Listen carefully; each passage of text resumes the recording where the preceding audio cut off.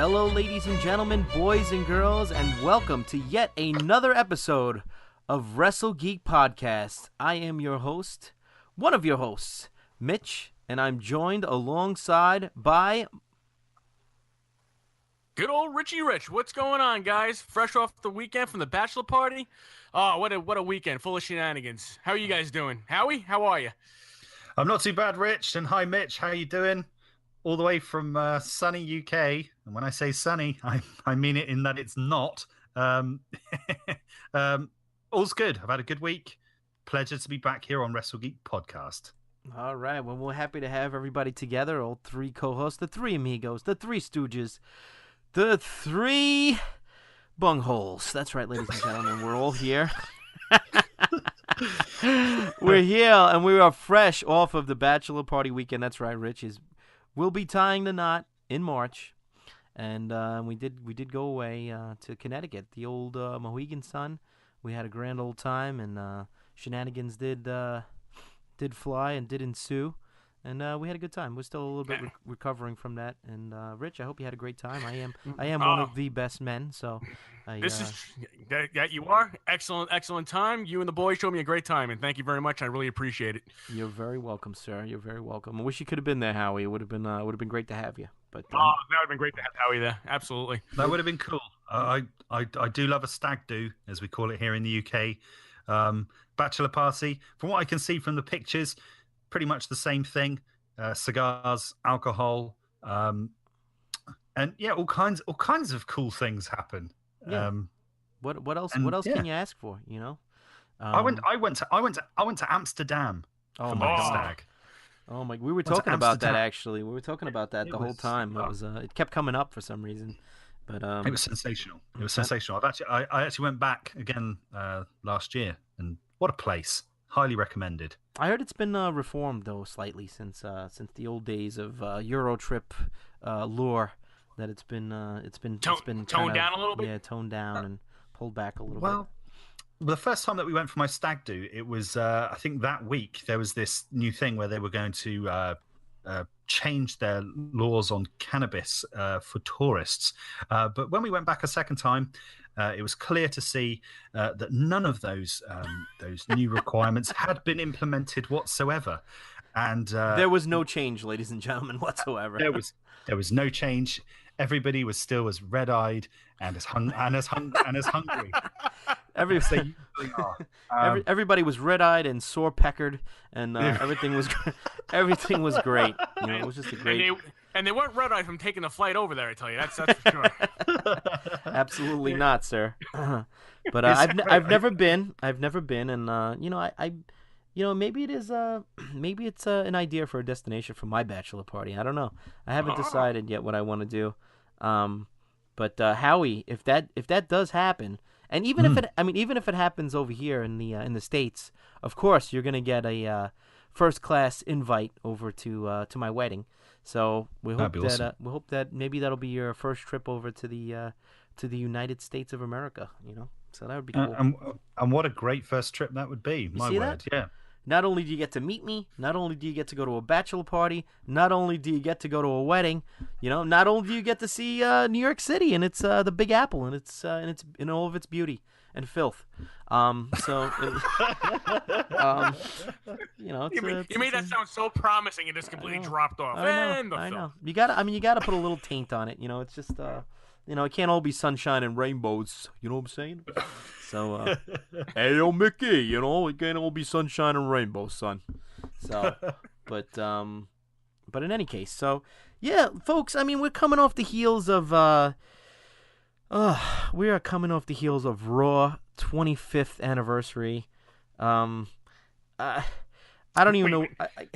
There was a big Raw yesterday, the 25th anniversary. After watching what I saw, I really couldn't think it was anything special about the show whatsoever. It had very few moments of grandeur, and then I don't know. Let's just get into it right away.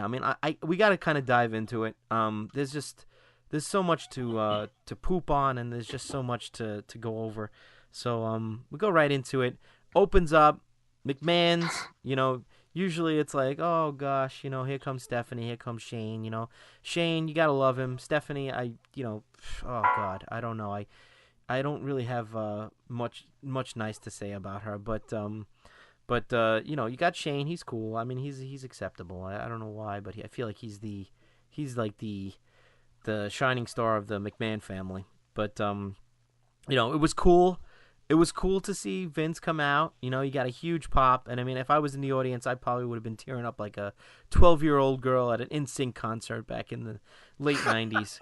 But it was cool to see him. He's looking well for 170, and and it was nice. And then how could you not predict that the Stone Cold was going to come out? He came out, of course, to another huge pop. So probably the two hugest pops of the year so far.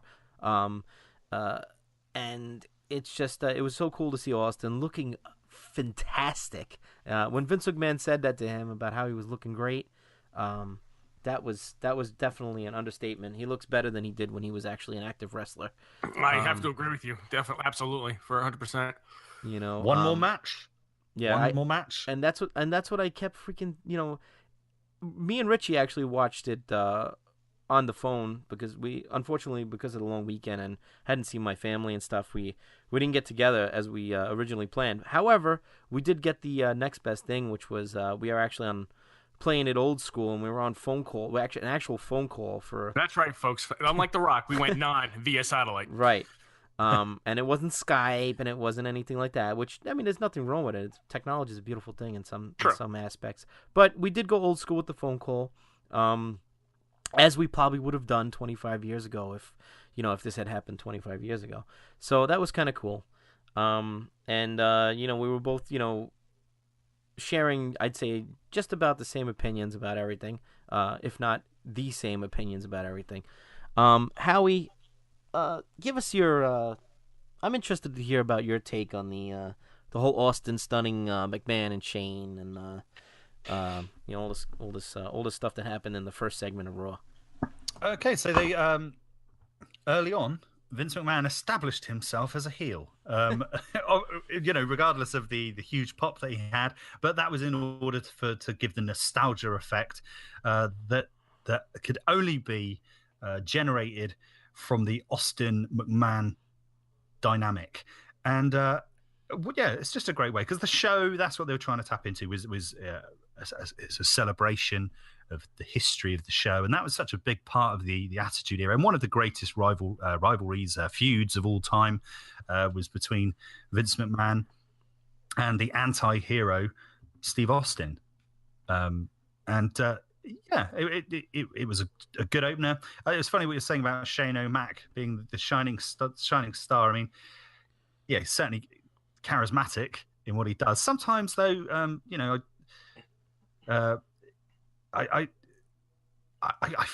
maybe it's just my personal opinion. Sometimes the way he acts makes me feel slightly embarrassed. I think it's In what sense? Yeah, because you get excited, I did for McMahon, like as a 12-year-old prepubescent girl, or when he does that thing when he does his Ali style dance thing and stuff like that, I'm just like, oh, he's overdoing it a little bit too much. That's my personal opinion. Some people may think that is the coolest thing in the world to do, but I didn't even like it when he did it back in the Attitude Era, to be honest with you. But I do, he's had some great matches, let's face it, and he's committed to putting on a great show, even if it means jumping off of a very, very tall steel cage. So full respect to the man. And on top of that, let's not forget to add the fact that he has no obligation. He's already a multimillionaire. He has no obligation. He doesn't even need to do this stuff, but he does it, I think, because he does genuinely have a love and a passion for wrestling, even though he was gone for a little bit of time. And I think that was, mostly due to my personal opinion I think because he didn't really get along with Triple H for a little while, and I think he probably couldn't stomach his father at that point either. And it's like, let's just put it this way, and this is kind of veering off to something else, but this is what we do. So my opinion is the reason that he walked away the first time is because I feel like I think he felt like pushed aside, honestly, and I think it was because I feel like Vince, loves Triple H, and I feel it's like almost like if your dad owned a supermarket and you were helping him run it, right? And then all of a sudden some guy came along that had like everything in common with your dad, and then your dad kind of like started like siding with him and like kind of giving him like the ball to run with and stuff like that.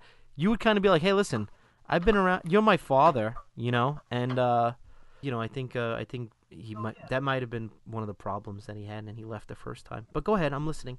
Go on about Shane McMahon. Richie, any thoughts? Well, I mean, I kind of sort of agree with what you're saying, Mitch, as far as that. But I think the reason he left to begin with, I think he wanted to establish himself as his own identity, as his own businessman. He kind of maybe was lurking. He maybe felt in his father's shadow, and he wanted to kind of break out and see if he could do something on his own, which is what he did when he went over to China and came up with that cable network or the cable. They did like a Chinese, Japanese Netflix or whatever it was. Something to that extent, and then on-demand type thing. Yeah, right. So he wanted to probably branch himself out a little bit and get more into the business aspect of doing something on his own. I'm pretty sure he always had the business of coming back to WWE in mind, but it was just a matter of putting himself first for a change. Yeah. It was definitely a contributing factor, but I also think that, from what I gathered from like his interviews with Steve Austin and his interviews on the network and stuff, there was some kind of family. Well, I really think no matter whenever you mix family and business, there's always some kind of rift going on. There's always going to be heads clanging and stuff. So, yep. I mean that definitely had probably a large piece to do with it, on top of his decision to leave, for sure. So, I mean, but overall, what do you guys think? This was a pretty damn good segment, right? I mean, as far as like bringing best back segment of the night. Yeah, they started it off right. They it was everything that you could possibly want, from a interaction between the McMahons and Steve Austin, So that was pretty cool, Yeah. And then we went right into they had a women's match, another 3-on what was it, 4? Was it a 4 and 4 and 4? 4 and 4 tag, yeah. It was a 4-on-4. They confuse me all the time. One week it's a 2-on-2, the next week it's 3-on-3. Now it's 4-on-4. So every week I kind of stumble over this. But in any case, it wasn't anything, in my opinion, it wasn't anything that was knock your socks off. I don't think anything great. It was a solid match, I guess. But I think people, they would. I feel like they were expecting something different for I guess the layout of the entire night, but in any case, it was a women's match, and it was Absolution, Nia Jax, Alicia Fox versus Sasha Banks, Mickie James, Asuka, and Bayley. Any thoughts on this, or I feel like every week we see almost a different incarnation of the same match, just kind of like switched up, and they pull somebody out and stick somebody in. I think the main focus on this match that they had yesterday was, just regular tag match, but at the end of it was the real true meaning of it was when Asuka's being dominant amongst the women's division, right, and throwing them all out of the ring. So I was like, okay, now we're building up for the Rumble going forward. She's kind of the lead favorite going in, like she's gonna take no prisoners, kind of like going into Sunday. Right.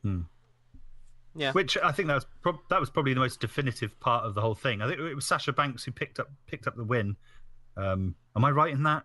I'm having a go. I believe she got the submission on Mandy Rose. Yeah, she submitted her. Yeah. I took a risk there by going for a fact when usually my history of facts. Hey, you did all right. Yeah. You did good. They don't always come out right. She tapped Alicia Fox. Tapped Alicia Fox. Alicia Fox, she tapped out. Yeah. I was incorrect. Yeah. I mean, yeah. So that was a little setup by having Asuka look strong at the end, setting up. Yeah. Setting up man terms. Yeah. Yeah. As long as Roman looks strong. As long as Roman looks strong. I think Asuka made Roman look strong in the ending of that. I think so too. Hoo-wah! Ha! Scent of a woman. Hoo-wah! Ha! Yeah. Hoo-wah! Oh boy. Oh boy. Here we go. Boy.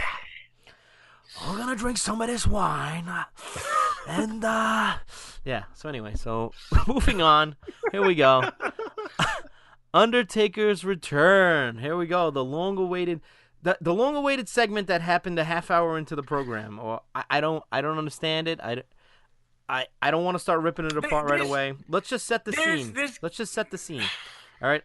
We finally, and I do say finally, and this is going to come up a few times tonight because even though Richie and I decided against going to Manhattan Center and spending $300 a ticket, I am angry for the people that spent their money. And usually, if somebody decides to blow their money on something else, that has no relevance to my financial stability or anything like that. I really don't care. But in this instance, shame on you, WWE. Shame on you for what you did, okay?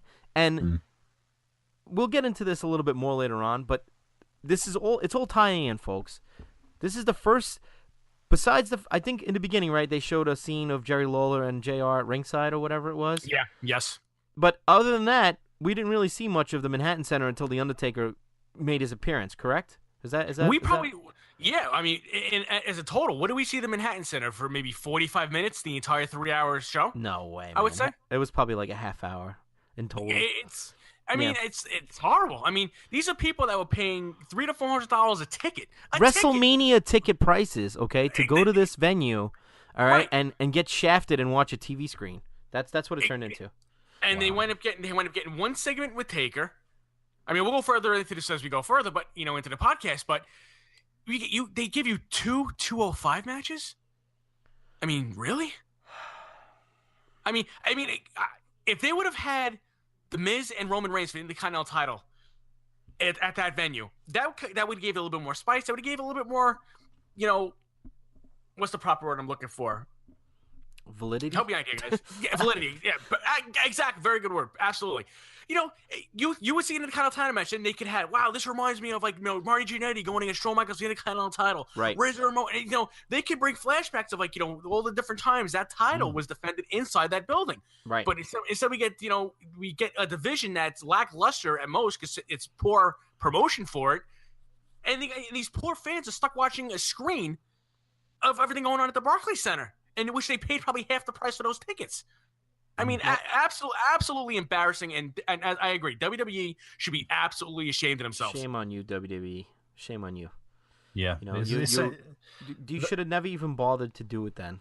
You know what I'm saying? Like, they should have never even had the two venues. Like, they should have just, if they couldn't, and it like baffles me how, in all their infinite wisdom, they couldn't put together something where, remember how in the beginning I was like, I guarantee you Vince McMahon's going to show up at the Manhattan Center like towards the end because he started off the show and then he had time to kind of travel over to Manhattan to go and appear at the other show, and that never happened. You know what I'm saying? This is before before he got stunned and everything. The show should have clearly started at the Manhattan Center with Vince McMahon coming out, like you said, doing a full promo, whatever the case is. Maybe have Austin later in the night at the Barclays Center. Right. It's like you want to bring validity to the venue that started it all, where it started this entire journey that's gone 25 years, and this is what you produce. And never mind that. Check this out. Like, since they did like the top 25 Raw moments in history, like last week after SmackDown or whatever it was, all right, couldn't they have done something cool? Like, couldn't they have had like Shane McMahon appear in the Manhattan Center and Vince McMahon appear in the Barclays Center, and it could have been like reminiscent of when they bought Nitro from WCW, or when they bought WCW on Nitro, and they did the simulcast, and it was like such a big deal that two McMahons are on the split screen. They couldn't have done something like that where they were showing Vince McMahon and Shane at the same time on the screen. You know what I'm saying? Like, just to say, once again, the WWE has done it, just like when we, just to like kind of bring up that whole, just like we did years ago when we bought WCW. We're in two different venues at the same time, and we're still taking over the world, and we're still the global juggernaut, or whatever the hell they want to call themselves this week. I've got a question, guys. Geographically, where's the Barclays Center?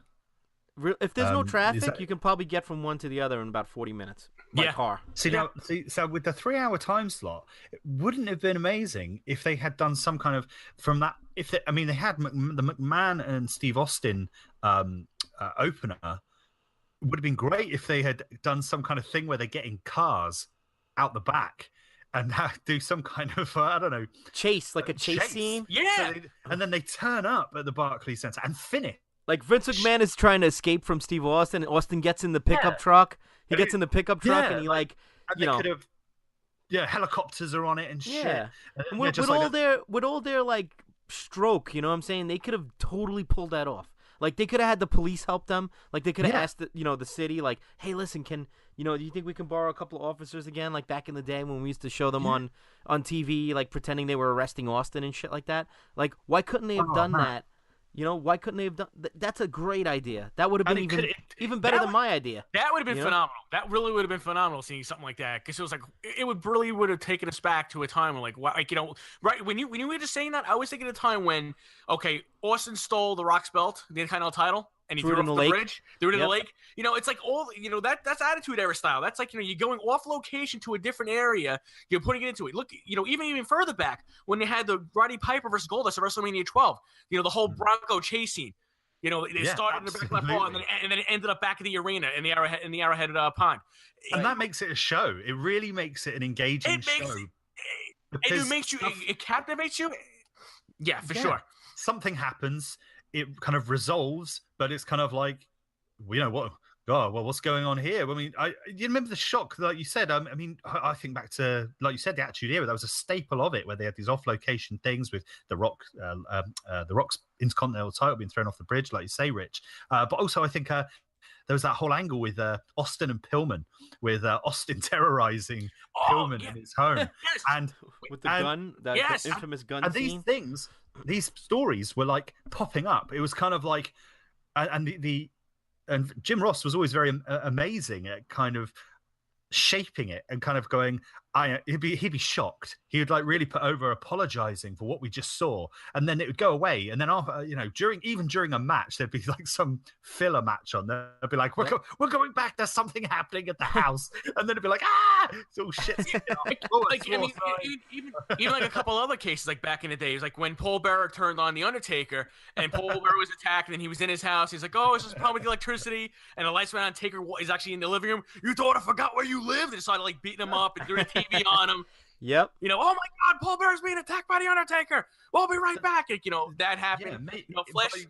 By doing that, it would have made the two very locations feel like one show. Either one of those would have been awesome. Your thing with the chase was cool. But either way would have been, one McMahon in one place, one McMahon in the other place. Like they didn't even think to do that. Use each venue to its fullest fullest potential. These poor fans that spent all this money on scalp tickets, because most of those people had to pay second party, StubHub, whatnot. All right, they totally got, and they were the heart of, there were probably some super fans at the Barclays Center. I mean, it was a bigger venue. I mean, was it like 4 or 5 times the size? But it's like these people that were in the Manhattan Center, they were like the true fans that actually went out of their way to buy all these scalp tickets, and they were there with the Ico Pro T-shirts on and the freaking, And you got the one thing I gotta say is they did a great job of recreating the old one. Yeah. That's one. I'm like I said, I'm not here to belittle the WWE. I mean, I'm here to point out where, a lot of other people I'm sure feel the same way, that they could have definitely done a better job. But like I said, the pro was that when you looked at the Manhattan Center, it looked like the original Monday Night Raw, And like I said, in my opinion, if this was the way it was going to turn out, they should have never done the 2 venues. They should have just maybe they could have done some, I don't know what. Maybe beforehand they could have rented it out, and they could have done some autograph sessions, like my fiance was saying. Exactly. You could do something like what they do for WrestleMania Access. Right. You know what? It's Raw's so big. Autograph session in the ring, like you have to go up the stairs to get in the ring to meet them. Like something cool like that. They didn't have to. They could have had a big fan fest like they did for WrestleMania. They could have been in the Manhattan Center. You know, like but what is it? Because WWE is too cheap. They needed those. What is it? How many fit in there? 8,000, 7,000 people, something like not even. Not even. You know, I don't even think that. You know what I'm saying? Six, So five, like they really 6,000, needed those ticket sales. You know, to they couldn't have done something cool and just sprung for the extra buck and just did it. You know. In any case, all right. Moving on here. Undertaker's return. He comes back. Yeah. You know, another again like. All right, it was cool to see the Undertaker. I understand when he came out on the first Raw, the lights didn't go out, things like that. No special effects for him. No nothing for the Undertaker coming to the ring. I mean, he just walks out and he rambles some other nonsense that didn't really even make much of sense. I'm almost positive he didn't write it. Or come up with it, and then he just left. They didn't even show on TV him kneeling down in the ring, did they? No, they didn't. They didn't. Maybe I actually thought that he might have made it up, but it was a case because it sounded to me like right in the past when the Undertaker went into the ring to cut a promo, there's usually a point to get to, but there was a lot of confusion with this promo because people were like going, was that a retirement speech or was that a war? Like one of the commentators went, is that a warning? I think it was Jim Ross goes, was that a warning? And it's like, well, no, it wasn't really a warning. And I think imagine who the Undertaker is in that context as a professional, as a place of employment for something like this. It maybe they're just a bit like, you know, you go out there and you do what you want because we trust you're the man, you know. You're the Undertaker. You're the Undertaker. So he goes out there, but this time there's not actually a point, and maybe he doesn't quite know because what he's got to say. So, and also I think in character, he can't be, you know, being the Undertaker, you've got to stay in that whole persona. And it can be hard to kind of communicate something in a straightforward way, you know. So there wasn't really a point to it. It didn't really amass to anything. I mean, the only thing that makes sense out of it was when he's like, you know, all those fallen warriors are just better off just saying, you know, rest in peace. It's he pretty much saying like, you know, don't try to come back and take on me because I'm still here and I'll still knock you back down. Is that kind of the point he was trying to make? I don't know. Could I mean, be. It was so vague, but that's the mystique about the Undertaker. He's very vague in some of the things that he says in his promos, and it makes you think. I like I said, man, it just didn't gel. It didn't make sense. You know, then I was like, all right, they're going old school. They're trying to keep everything real, you know, with the lights, and that kind of annoyed me a little bit. And then I was like, all right, cool. But then later on, of course, when freaking the schnoz comes out with Shawn Michaels, you know, he's got to have the lights out and DX and the glow things and all. You know what I'm saying? Like, it's the Undertaker, man. You know, like when I saw that, I got annoyed. That, you know, whatever. I you know, whatever it was with the Undertaker, it no matter how you slice it, you know, it was lackluster, and it was cool to see him. And Undertaker, me and Richie's favorite wrestler of all time, got me into wrestling religiously. The Undertaker and Ted DiBiase, if anybody ever wonders, the guys that started it all for me with my obsession of wrestling, and you know, like I said, they could have done the men a little bit more justice. But in any case, again, they dropped the ball. Moving on, we got that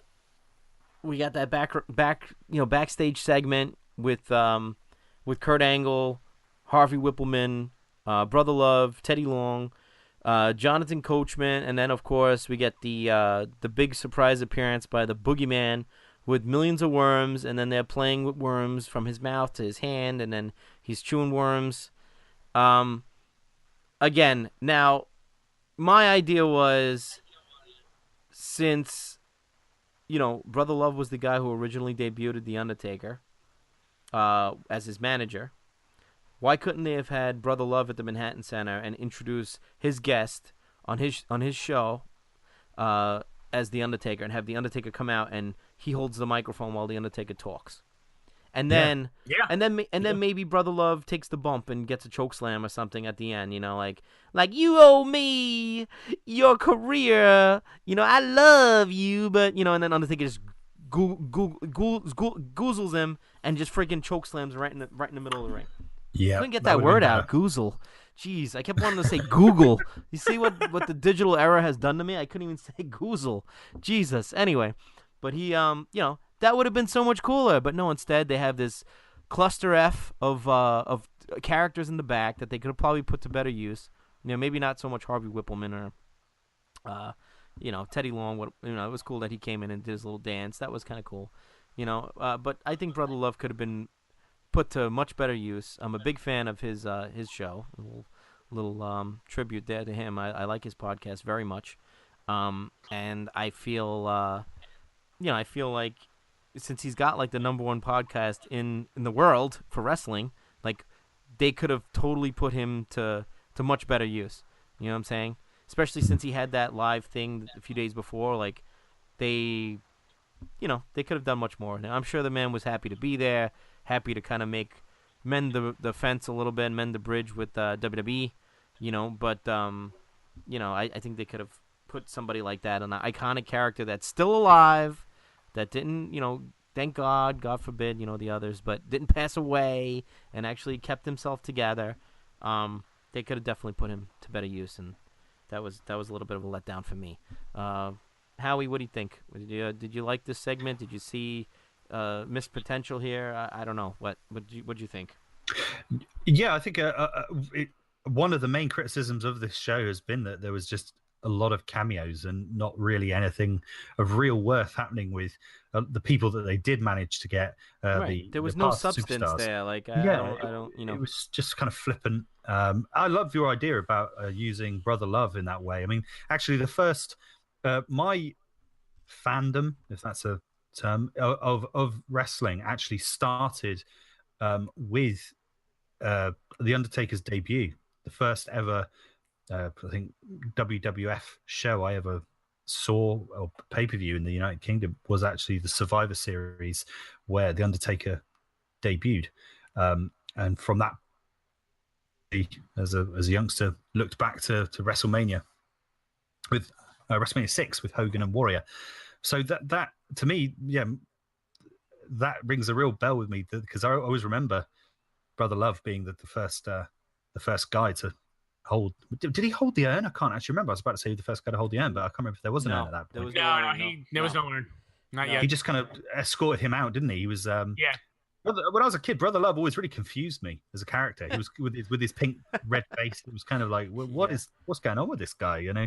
That would have been cool if there was a confrontation. I don't think I've ever explored that angle ever. And he got a huge pop too when they showed him on TV. He's definitely kept himself relevant. You know what I'm saying? Like he was one of the few people, I guess, that they had on that actually is still in, like pop culture. Like he's still somebody. He still has a voice. He still has, you know what I'm saying? Like he still has worth. He's not like just, and not that these other guys are worthless. I don't mean that at all. So please, people, don't misconstrue what I'm saying. But what I'm saying is, like Teddy Long, great character. He was cool as the GM. I love your player. Like I love that thing. But what does he really do now? I mean, maybe a handful of appearances, autograph signings, stuff like that. This guy they could have totally used, like to gain people's viewership and things like that. And I feel like he could have been such an instrumental part in this whole like night, and with that Undertaker thing that I came up with, like that would have been amazing. That would have been so cool. Yeah. You know what I'm saying? Like you had the guy who originally managed the Undertaker and the Undertaker in the same town. You know what I'm saying? Like you could have totally used that. It just there was lack of, like you said, lack of substance, lack of creativity, lack of worth. Yeah, completely dropped the ball. Completely. Yeah. There was a lack of script. I mean, and what is surprising is we often hear about the creative at WWE is comprised of like TV writers, people who should relish the opportunity to create interesting and engaging content for their programming. And And this that's was also another perfect problem though. opportunity. There's too many chefs in the pot, people. There's too many chefs in the pot, Do you know what? and that, Maybe they should have invited Vince Russo along, and yeah, maybe they he should have might got Pat Patterson to help write this stuff. You know, yeah, Jesus. I mean, they could have had Bruce Pritchard for God's sake write the stuff. I mean, he was Yeah. one of the head writers back then. Yeah. You know what I'm saying? Yeah. Like, they're just so stubborn and like, I feel like they're doing so great now, supposedly globally and financially and all this other stuff with all this merch and all this other stuff they do. But I feel like they've lost control of their own company. Like, it's like they've put years ago everything was in the hands of a handful of people. Now they have supposedly 30-something writers, 20-something writers, whatever it is, people writing TV. Like, they've lost control of their own company. They don't even have control over what goes on. It's like maybe they have to approve everything, but it's still not coming from the horse's mouth. They're not coming up with this stuff for the most part. You know what I mean? From what I understand. I mean, I could be wrong, but from what I've heard, and I try to follow as best I can, have my ear to the ground for the most part. All right? And from what I know, it seems as, that's what goes on nowadays behind the scenes, you know? Yeah. Yeah. And then, yeah. And then they go into the other segment, which, all right, so this one for me wasn't too bad. What realistically, right now, JBL's got the broken neck or back or whatever he's hurt. He can't. You see, he's lost weight. He still looks cool. He still sounds cool, but he can't really do anything physically. So that was a good idea with them. They brought the APA in. They're sitting playing poker. They even brought that little door in. That was pretty cool. Like the APA, the APA Protection Agency. They're actually security, whatever they call themselves. The APA. They're in that. In their little office thing, which I thought was cool. They're playing the card game with Heath Slater and Rhino. That was cool. And then DiBiase comes sitting down, and he throws that big wad of money out. Like, that was cool. All right, so now he's adding himself to the game. We both right away. So we just throw that wad of money. Like, we also we knew. like, $1 million man right away. Oh yeah, I think you said $1 Million Man, and I said Ted DiBiase. So we covered all the bases. So that was cool. And then, that was a good segment. That made sense. Again, DiBiase can't wrestle. He can't even throw a punch, probably. What really can you do with these guys? And you know what? And again, I'm giving them props for this. That was a pro. They did a good job. They had the little round table. They all playing cards. It worked. It was simple, but it made sense and it was effective. It wasn't a bunch of people getting crammed into a room that could have been put to better use. You know what I'm saying? And then a bunch of worms getting put into into Jonathan Coachman's hand. I agree. And then it kind of grew and grew and grew, and it was cool too. Like that, the way they did everything. Like, they had MVP there. They had the Usos. Dana Brooke. And the who else was there? Was there anybody else? I think that was them at this point, right? There was nobody else added. I know Jeff Hardy. Did I say Jeff Hardy? He came out later on. Jeff Hardy was there later on. Yeah. So that was cool. They caught them cheating, and then they want to fight, and that was cool. They kind of made a little nonsense match. Oh, it was the New Day was there also, I think, at the round table. It was Titus Worldwide, the two of them, because then they wound up fighting the others. Then eventually we saw Natty came out, and she was the Queen of Hearts, and she's got the the hand with the Queen of Hearts, as the high card or whatever. That was cool.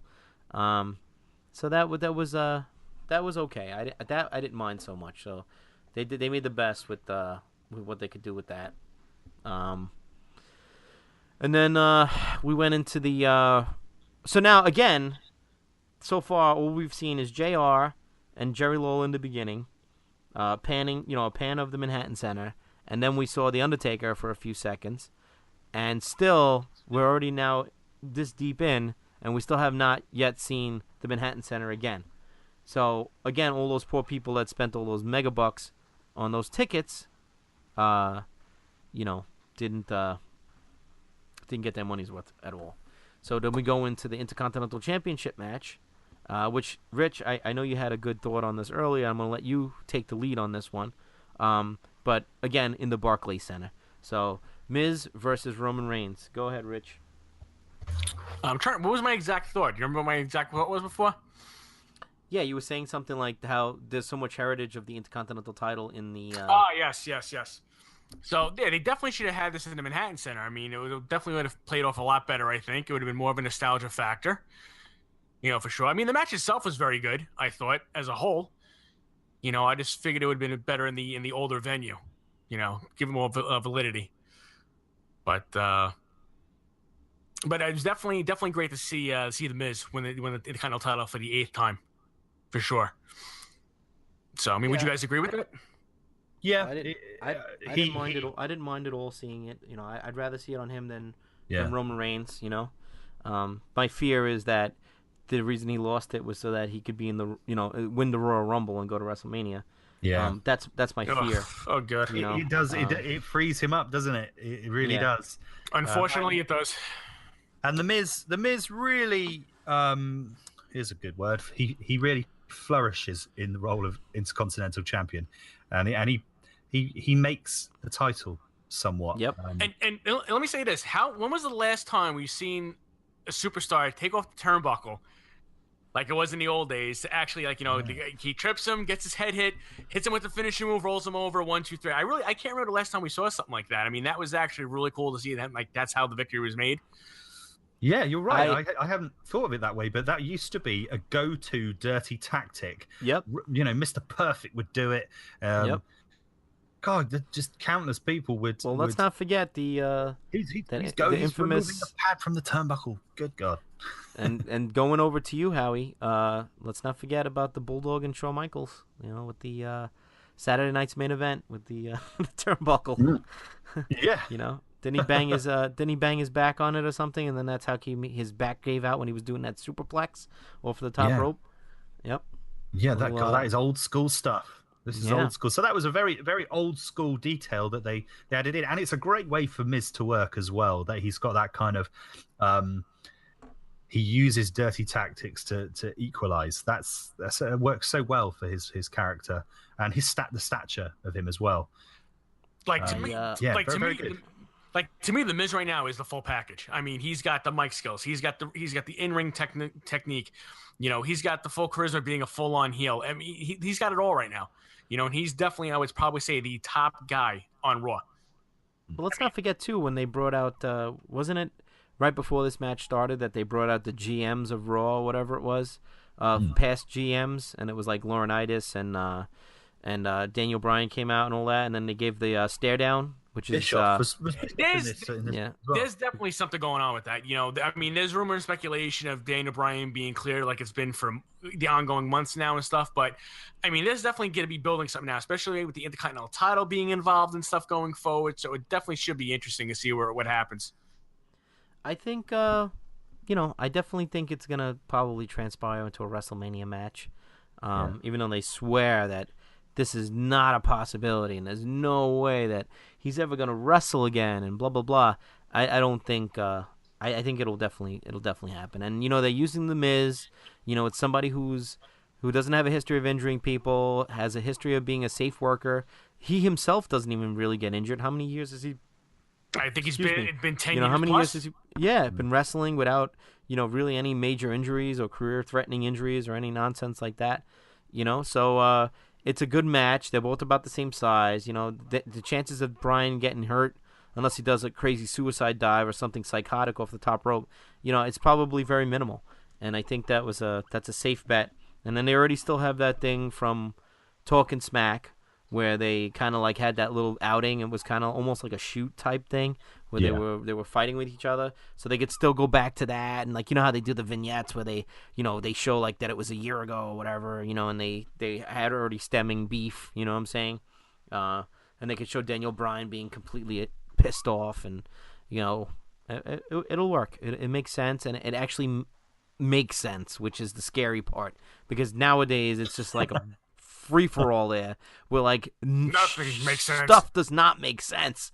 You know what I'm saying? For the most part, it only makes sense if it involves Roman Reigns. Ooh-ah! Right. Ooh-ah! And then we go to ooh-ah! Ooh-ah! Yeah. I mean, I don't think like I said before, I don't think I hate Roman Reigns as much as the other guy. I'm not enamored with him, but I'm just saying, like, I respect Roman Reigns great. He wrestles. He puts on. He's very entertaining. The only thing I would like to see happen is just they tweak him a little bit. Get rid of the Shield attire. I want to see him back when he was in FCW. Let's get the trunks going. Let's give him a little bit of a different theme. Let's give him keep the attitude the same, or if anything, kind of make it a little more kind of edgy. But let's let's refresh him just slightly a little bit. Do you want to hear a funny observation? This is actually an observation of my wife's. Oh, I love when they chime in. These wives are the real minds of this podcast, people. Just so you know, my wife, she likes Roman Reigns, right? What straight wife that loves men doesn't like Roman Reigns? That's what I want to know. So when he's on the screen, she's partially interested. And once upon a time, I actually had a match showing from his developmental days when he was wearing trunks and boots and knee pads. And her observation was, this is brilliant. It's a very female observation. She goes, make him wear the combat pants is because he's got a fat ass. Oh my God. Well, he is a Samoan after all. There we look go. at what it's in his what genes. Uncle Rikishi, right? Is it's known for the ass. It's in his DNA. But Right. I thought that was something that hadn't even occurred to me. But there we go. That could be in a body terribly. Why don't they just give him a regular tank top? Why don't they just give him a regular singlet top, like a regular tank top, just like let's start with that. Let's just get rid of that friggin' vest, mishmash, top shirt, sleeveless, whatever the frig it is, bulletproof, SWAT team. Get rid of that thing. Maybe tone down the pants a little bit to something else with almost like a. How about like something like what the Undertaker? I was just wearing. Gonna say that. I was just gonna You know what I'm say saying? that. Yeah. Like when he came out the next night on Raw, why didn't he change his outfit and say, "Now it's my yard"? And I know they don't want him to be a clone of the Undertaker, but he could have been like, "Wow, this is he's like a new man now. He's kind of like he's more he's changed. He's more of it's his yard now. He's the big dog. Like he's got a new outfit. He looks cool. You know what I'm saying? Like they could have done something like that. It's so boring already. Like even Jericho, like that was the one cool thing. Like if he would have came out, if Roman Reigns would have came out. Put him in a leather jacket, get the shades on, throw the hair up in a ponytail or something, just have that whole cocky attitude look on when he came out like the next time. I mean, that would just change the entire dynamic of it. It would be kind of like, America Badass Undertaker, Triple H, attitude era. Right.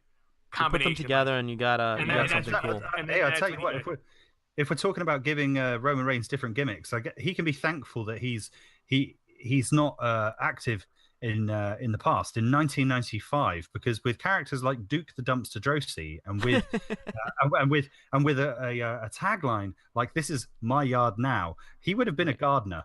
He would have come down to the ring. He would have come down to the ring with a lawnmower going, and it would have been Roman Reigns, the gardener. Or he would have actually I'm gonna mow you down, and when I get done, I'm gonna rake you up, boy. Or he would have actually been a dog. It would have been a dog. He would have had dog ears. It would have been a dog coming to the ring. Like wrestling dog. He would have been a Ninja Turtle character. He would have been a mutant dog. Oh my God! A dog helmet, like man. He would have had like Rick Steiner. He would have had like Rick Steiner with the dog collar around his neck. Woof woof woof woof. Here comes the big dog, Roman Reigns, with his big dog helmet. He'll be in the corner getting ready to do his finishing move. Harf, harf, harf. He's roughing, ladies and gentlemen. He's roughing. Oh, he's setting up the big dog. Here he comes. Ow! Oh God, has a muzzle. Where's a muzzle? God. Where's the dog collar? It's the dog collar. Oh, Wait, yes. We go. Drosy and his tag team partner, the gardener, Roman Reigns. It was amazing. God, They would have had my yard now. They would have eventually morphed the dog character. They would have had like his arch nemesis would have been the mailman. Yeah, he would have been after him like, and us big dogs don't like the mailman, okay? Oh, brilliant. We don't want you delivering no packages to our house. We're gonna bite you in the ass. Oh yeah. You can see them running an old school promo like that with him, like, Yeah. he's like, keep the kids inside, honey. I'm gonna go take care of the mailman right now. Yeah. They could have done it like before he actually came onto TV. They could have done like a whole montage, like a vignette package where he's actually in a kennel in the back garden, on his hands and knees, chained up. He's just like he would have been somehow to the WWE or WWF. Why do I feel he would have been somehow related to like Pepper. Remember Pepper when they Al Snow had that Chihuahua and then Big Boss Man cooked it? You remember that? Yeah. It would have been, oh my God. He would have been related to the dog somehow. It would have just. He would. Right, we're getting carried away here. Here we are. Yeah. Moving on. Moving on to the Peep Show. Oh yeah. Guys, you cannot finish that digression without saying that. And Kevin Nash was in the corner with his arms folded, shaking his head, going, "They wanted to call me the big dog, and they wanted to call me the big dog." Kevin Nash don't play no big dog, okay? Kevin Nash. It was too corporate for me. It was too corporate. Kevin Nash don't play no dogs, and Kevin Nash don't flip no trucks. And we're moving on to the Peep Show. All right, and so the Peep Show, we're coming back from commercial. Now they were terrible with this whole night too. We'll get to that later as well. But they're getting back to commercial now. And Christian's already in the ring. He doesn't even make an entrance. Nothing. So he's in the ring. Peep Show. People are happy to see him. Christian was always cool. I always had especially when they gave him the belt and everything like that. I always appreciated him. He had amazing theme music. Both versions. When he had that "Just Close Your Eyes," that music. Oh, I love that song. Yeah, it was great theme. Yeah, and I believe it was one with a woman singing and one with a man singing, right? Wasn't it two different versions? Yeah. That was pretty cool. But in any case, moving on, he brings in Jason Jordan and Seth Rollins as his guests, and they're just booing the crap out of Jordan. So definitely. I believe it was Howie who brought up the whole Rocky Maivia thing with the smiling and getting booed and all that stuff. Day by day, week by week, you see it literally, I feel, transforming into, they're definitely going to turn him bad at some point. He's going to be a heel. And I think from that point, he's probably going to blow up, too, as being a bigger star for sure. Exactly. Which is what they should have done with Roman Reigns, but they were too damn stubborn. So... You should have just tagged me, Brett. You should have just tagged me, but you were too damn selfish. You were too damn selfish to turn Roman Reigns heel. All right. So in any case, I know how he likes that one. And then you got Cesaro and Sheamus come out. They interrupt them. And that's it. Rollins accidentally nails Jason Jordan with the knee. Gets a pop, and. That's basically it. You guys have anything really add about this? Or can we move on? I think Jason Jordan, they need to turn him heel because he's going to get so much heat. Some people just want to be. People just want to hate him because he is too good. He is too good. He's a great athlete, and he's just too damn clean cut for the audience taste. And they should, You're too damn clean cut, Jason Jordan. You need a big nose like me.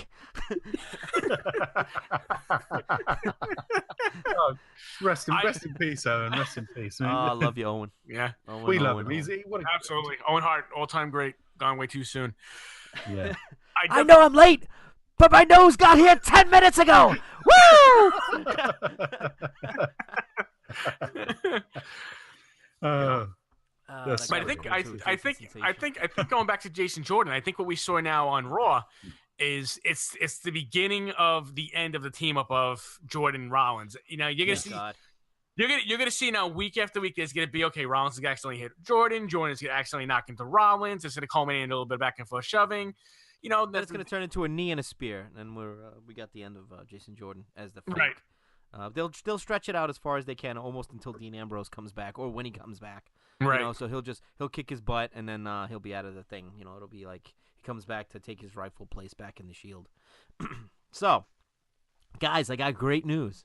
Guess what? What happened? What? We're finally back in the Manhattan Center. An hour and a half into Raw. All right. Think, something like that. Yeah. And guess what? We finally get a match. Last time we were there. we finally got a match on TV. Is this great or what? Oh, We finally got a match. Fantastic. I'm still thrilled. What match do we have? And not only a match, but a match that should have definitely been saved for a pay-per-view, maybe even WrestleMania. A pay-per-view caliber match. Yeah. Bray Wyatt versus Woken Matt Hardy out of nowhere. No, that's right. No. Yes. No. Yep. And they came out and had a match, and it ended with a pinfall on Woken Matt Hardy. Is there any possibility we can go back in time and possibly delete that match? I would love to. Now tell us, Howie. This is something that was you brought up a good point, which was an amazing point actually. So I want you to take this one, take the reins. Not Roman Reigns, but take the reins of the podcast, and I want you to tell us your thoughts and how WWE broke your heart with this nonsense match that they put on the Manhattan Center. Okay, so I'm going to take it by the Romans, and yes. I'll be the first to put it out there and say this was. I was actually very surprised this match was taking place at all on Raw. This was something for a pay-per-view, and for it to have a definitive end to the match with a pinfall, that kills any build-up or heat or momentum that they had in now introducing it into a pay-per-view, because why would anybody want to pay to see that match? I mean, surely with two kind of crazy characters like they've got, it would have been a great angle for this match to go to a kind of an ending. Well, there should have been no ending. They should have been tearing each other apart, fighting through the crowd going wild. The match is just called off, and it should have set up an angle where it's like, because they can't be contained, we're going to have to put them in a steel cage on pay-per-view, or at least just leave it with an open ending, so it's just like they're evenly matched. It builds up a head of steam that takes us to the pay-per-view where we get that finish.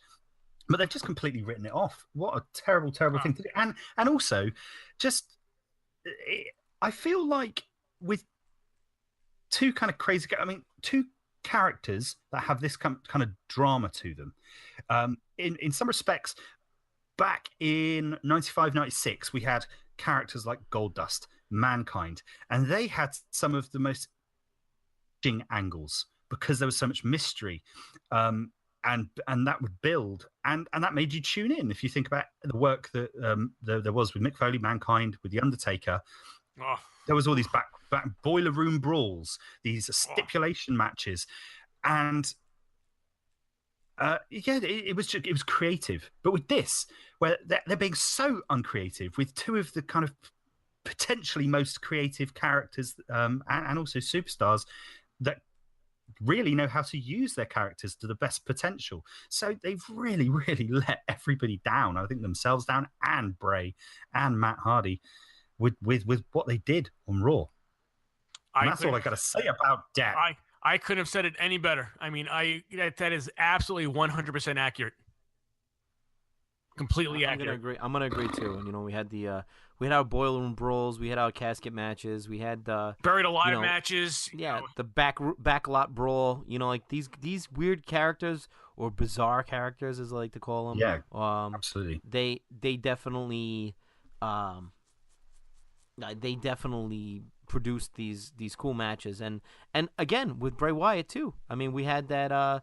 Even though it was, like we talked about before, it was definitely a slight ripoff of the TNA match that Hardy had with the other Hardy. But it was kind of cool, and it brought something different with the whole like Sister Abigail house and all that stuff with Orton. So I agree 100% with with what he's saying. I mean, one cool idea would have been, okay, Matt Hardy woke and all. You bring Vanguard 1, you're filming Bray Wyatt, on his compound, in the woods and stuff, in the bayou, wherever he's going to be. And he looks up and you see Vanguard 1 kind of surveilling and seeing everything. It's like, what's going on here? And like, you see Matt Hardy in the background, kind of like, watching everything going on. And then it kind of goes back and forth. And then it culminates in something either, near like, wherever Matt Hardy is, wherever Bray Wyatt is, like on their ground, their respective turfs. You know what I mean? Something like that. It would be kind of cool if the angle that they went for is that I was going to say Bray Hardy. What? what? That's going to be the tag team when they finally make up and Yeah. become partners. Bray Wyatt is the guy who's meant to be, his character, he spooks people out, doesn't he? He's cerebral. Yeah. Gets He's in supposed their to be head. like that Texas Chainsaw Massacre redneck. Yeah. You know, cool. If Matt Hardy yeah. was the build up to this was that he was kind of beating him at his own game, that he was getting inside his head, his head, and they could have had lots of drama. And like you say, they could have done these off location kind of like they did with the Brother Nero stuff in TNA, where it was done in this reality manner with drama and fire and effects and stuff.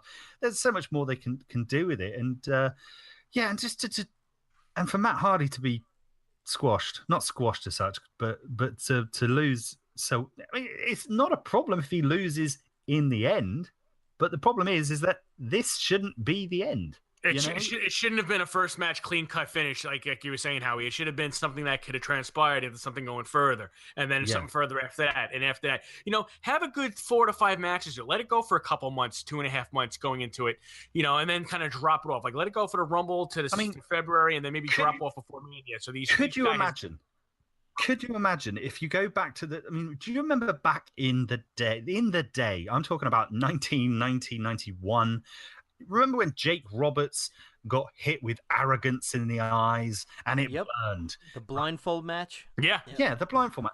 Imagine if they that whole thing built up for a long time. So they kind of really dwelled on this injury with Jake, and they made you sympathize towards him, but they didn't give us the match for a long time. They built it up. Right. I mean, imagine if they sort of said, "Oh yeah, Jake's a bit better now. He's got one eye. So what we'll do is we'll have a match now, and then he gets beat with a Boston Crab, and then we'll do another match, and then we'll do another match later on. Now with the hoods on at WrestleMania, and it would have been like, oh yeah, but we've lost interest now because we've already seen this match and we felt like it was over before. So right. And then what you said too before. So I'm going to reiterate what you said. Now this is Howie saying that it was just a clean finish, and there was no mishmash, there was no cheating, there's no reason for them to say, like, Hardy can't come over and say, you cheated, you cheated me and you hit me with this, and I want revenge because you didn't beat me fair and square. Yeah. There was nothing. It was, he choked on the rope, he came around, he did Sister Abigail, and I was like, all right, he's going to kick out. 1, 2, 3. That was it. So I remember when you said that before, there should have been some kind of, bad finish or something to the match where it wasn't a regular, cheating and, things like that. Why didn't they? Could have gone for the oldest angle in the book. He fires a fire, like a fire flare, like Hogan Yokozuna. You could have hit him with fire in the face, and he's burnt his eyes. Evil, sadistic heel. Brilliant. We get an excellent division there of now Matt Hardy can't see. What's he gonna do without his eyes? He could have done angles. He could have done promos for weeks with he can't see, but this crazy man, he could say things like, I don't need eyes to see because I am omnipresent or something. And he could have really I can see, I am in the multiverse. I see everything that's going on. Actually, that would have made such a great idea, man. That would have made it more freaky, because now you've got a guy who actually looks like something out of a horror movie because he hasn't got eyes. He's got burnt eyes. And he could have been haunted. They could have done all this stuff where you just like, Bray is being haunted by the laugh, of the yes, and all this stuff. And then he appears in the dark, and he's like got no freaking eyes. Not like actual no eyes, but just like he's got burnt. It's black. It's just like, and it's just like he's got like like you said, he's got like a eye patch on or something, or he's got and then not to look like a pirate, but he's got like one eye, one eye covered or something. Yeah, and he could have gone for this whole kind of thing, like he could have been like really getting inside of his head about like questioning like who he is and things like that, and getting in his head and breaking down, not without even having to be physical. He could have just been getting inside. We could have watched this whole thing pan out of this angle made with actual no physical contact that leads up to a match Who knows? Maybe blindfolded. Bring back that whole thing, because it's like, you took away my sight. I'm going to take away yours. It's the only fair way to have a match. Boom. And then and even to add to that, he could be like, even with like, I can't see, but me being able not to see, I can see deeper into the different dimensions, and I have come face to face, so to speak, with your sister Abigail. And I have conquered her. And then, going forward, and Bray, Bray will start questioning things and stuff. Like, wait a minute, Sister Abigail would say this, and oh, your sister would do such a thing. The story only Bray would know the certain thing that she would do. Like, how would you know these things? And it would really be amazing going forward. And it would, oh man, the limitations would be, phenomenal. Yeah, there are no limits. There are no limits on it. He could be getting into his head, start like going, as like you say, like Matt could be sort of like saying, I've been speaking with Abigail. And it's like she's told me things about you, Bray, that I would never have thought. Yeah, and he's like, what? And he believes in his mind. And it's all head games, and it would be really, really cool, really cool. Yeah, and Bray could be there, and then he screaming. They could even brought somebody out as Sister Abigail at one point. Spear, like she, manifested into her. They could have really went deep with this, and they could have made it into something. It was very, like you said, very reminiscent of something from the past, and they could have made it into something really, really creative.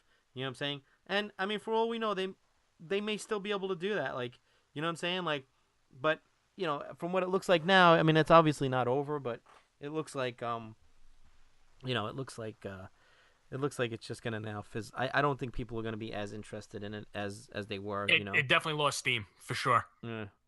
So, and we're moving on to Elias and Jericho. So now you have Elias walking in the back with with a person who actually has a legitimate band who tours and actually is in the band playing and things like that. And this is the best they could have came up with. Like, they're in the back, Jericho coming off the heels of the Kenny Omega match. Yep. One of the hottest people in wrestling, I mean that like with his persona, like, who he actually is. I don't mean that he's hot, like he may be to women, I don't know, but what I'm saying is, I mean, like, hot, like he as an entity is hot right now. Oh hell, and the Ayatollah of rock and roll. Yes, and this is what they do to him. Like, they have him in the back with the list of Jericho, and then Elias Sampson just walks off. And that's it. And that's the last we saw. That's the only time we see Jericho the entire time. A minute, maybe not even a minute time. And he puts his name on the list. How cool would it have been having Elias Sampson out there doing his whole little shit thing that he does, like, with the guitar and stuff. And instead of getting the usual Jericho countdown, we get the countdown to the Millennium clock. Right.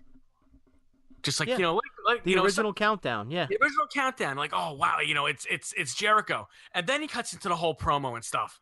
There was no need to have Cena come out there. I mean, I know they want to stretch the whole Cena, Elias Sampson kind of storyline going forward. But that segment could have been gold if they would have had Jericho come out with the original countdown and had a full. It would have been gold, and probably would have been. Could have interrupted him. He could have been like, "Will you please shut the hell up?" And he could have came out and he could have did the whole Jericho thing with, I don't know, man. He could even put his old outfit on or something cool, just to kind of bring it back for one night. He could have that little ponytail on the top of his head when he came out. Yeah, anything. For one night. I am here to save the WWE, the whole. Yeah, the guy, in my opinion, who had like one of the greatest top 5 for me personally, definitely in the top 5 Raw moments of all time when he showed up and had that exchange. When he had that exchange with The Rock, that I literally jumped off my couch when he came out. This is what the man got. Like, and I could see if he was maybe like not relevant anymore, or the man just came off one of the biggest hype matches in the world. Okay, and this is what they did with him. Yeah, they should be pleased he graced their program. Right, and I mean that. And the dude is a certified legend of the business, and to do just a backstage cameo,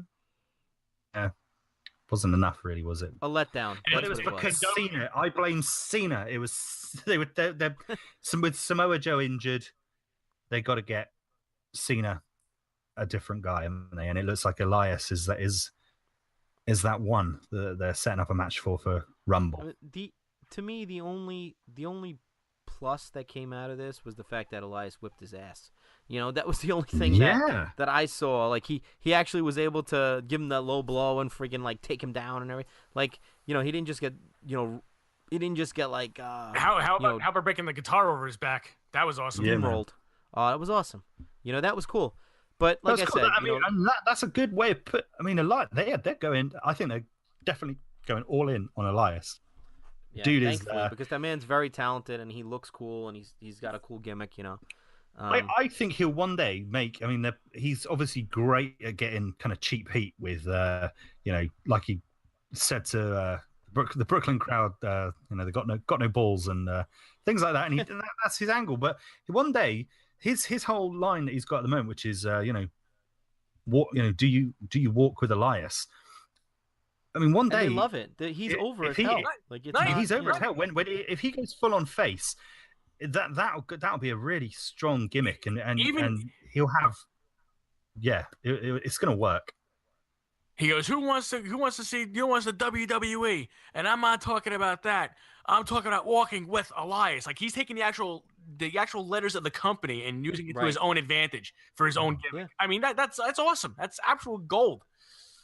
It kind of has that same feel like the Miz when he took the W and he turned it upside down, into the M. That was pretty cool. Yeah. Yep. On a side note, but yeah, so that was that segment, and then we had. I could almost see the Elias character becoming like like when CM Punk had that thing where it was like when he was with Gallows, before Straight Edge Society. The Straight Edge Society, where he was like a messiah. And he was kind of it was like follow me, right? And I am the way, that kind of thing. I think follow me or you'll be left in the dark. Kind of thing. And I remember Elias. I remember listening to recently a podcast with Elias on Stone Cold's podcast, and his he built this kind of character through indies and things like that. And one of them was called, I think it was called It was something called like the Heavy Metal Jesus, and just Stone Cold Steve Austin marked out for that. He was just like, "That's the greatest gimmick I've ever heard." that I could almost see it becoming like that, where he has this like he could have although he's got this thing at the moment where he does this spot in the ring and he plays the guitar. I can imagine him having a bigger entrance with light effects and things like that, and a quite epic introduction with him playing his guitar, and it's kind of like everyone's just like, oh my god, I follow Elias. It's just like, what I walk with Elias. That's the whole gimmick. But dude is.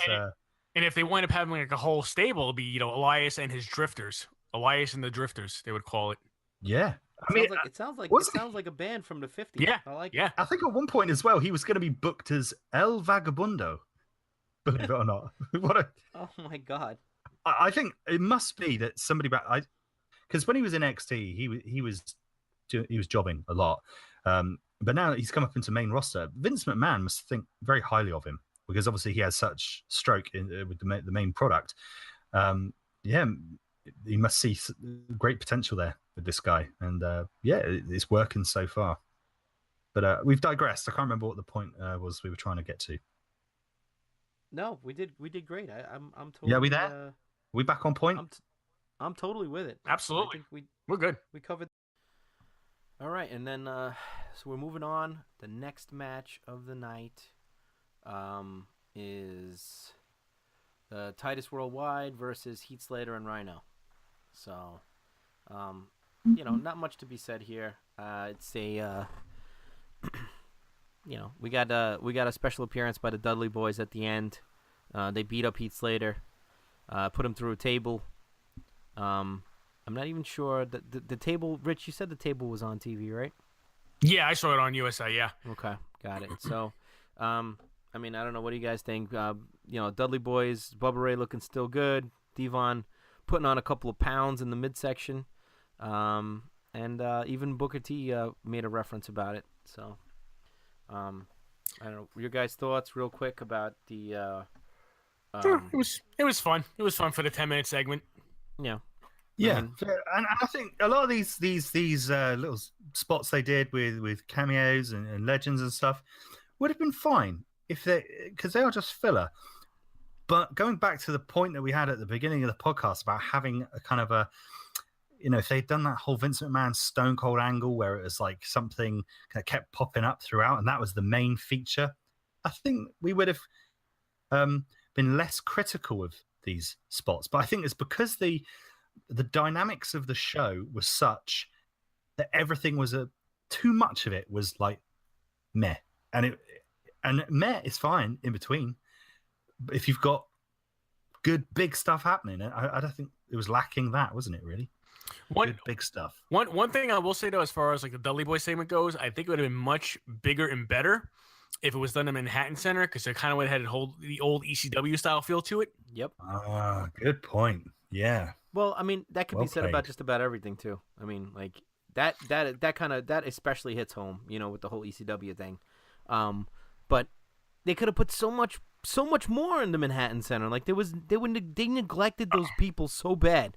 Like it wasn't even like it's not even funny. It's just it's so disappointing. And like I said, going back to the whole beginning, it really angers me the way that they treated these poor people. Yeah. Yeah. They were treated like, I mean, it wasn't really. It was like a second class thing. Like all right, well, yeah, we're just gonna sprinkle a little bit on you guys, but because the Barclays Center is like such a big venue, we have to have all this big stuff happen here. Do you know what? There's a business idea here which they could do all around the world, which is they could get WWE could endorse independent wrestling events to happen on Monday nights around the globe, in the UK, in Europe, in North America, South America. And what they do is they just accumulate people into a sports hall, have a big screen, have a few indie matches, and then have Raw on. And everyone watches Raw together whilst having some independent stuff. Yeah. That is what's happened to these poor people. But God, that wouldn't surprise me if WWE did that, because Vince McMahon would be like, well, how could we do? We could support the independent scene and make money from it. You know what I mean? Absolutely. Even like if they didn't want to have like the main big segments at Manhattan Center, they did at the Barclays as they did. Bring some of the NXT guys into the Manhattan Center. Let's throw a little NXT in this. It's just kind of a big night. Give them kind of a little bit of a bigger feel. Yeah, because let's face it, the NXT guys, if there's one thing they do, they put on a really good show. I mean, how many? I mean, I don't want to veer. Pay-per-views are awesome. Right, I don't want to veer off too much of a topic as far as Raw goes, but I mean, if you look at NXT Takeover pay-per-views compared to the main roster pay-per-views, NXT majority of the time blows them out of the water. Absolutely, and I think a lot of that has to do with Triple H, because I feel like he's very old school. In his way of thought, and I feel like that definitely shows in the product of NXT, Oh, absolutely. So, I mean, finally, after this last segment, we're getting into. I mean, they did bring out all the divas and stuff from the old days. Most of them look still very, very attractive, and very, very, how do you say, I would still do them. And they look great, Me too. I second that motion. Be careful, man. Your mom is watching. Yeah, and my wife is listening. My wife will be listening too. No, she won't. She'll. It's a good test actually, because I'll say to my wife, "Did you listen?" She'll be like, "Yeah." Yeah, when you get cold water thrown on you in the morning and you're sleeping, you know that she listened. She'll be like, funny thing, Howie, at a certain point at the podcast, at this exact moment, there was something that was mentioned, Oh, I love the female wrestlers. I think they're fantastic. They look great. I love the athleticism. Tori Wilson looked amazing too. It was like, and Trish Stratus, forget it. Oh, God. Was Kelly there? Kelly yeah, was she was. there. Yeah, she was. She looked exceptional. She looked exactly the same. She looked exactly the same. Yeah.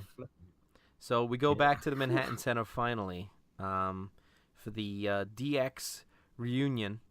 And then we go into, they'll first it's, of course, the founders minus China, which I was surprised that They even mentioned her. Yeah, I'm sure they did it just to get a rise out of people, because they knew they could. That was no matter what, no matter what their intentions were. I'm sure some of it was heartfelt, and it was cool to kind of hear her brought up on TV.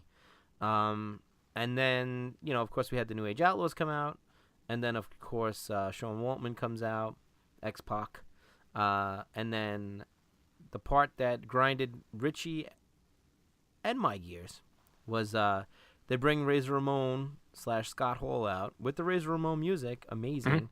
Looks very good, all things considered. I'm very happy for him on a personal note. And as he's coming out, they cut to a commercial. What an opportune time. You see Scott Hall's face and we'll be right back.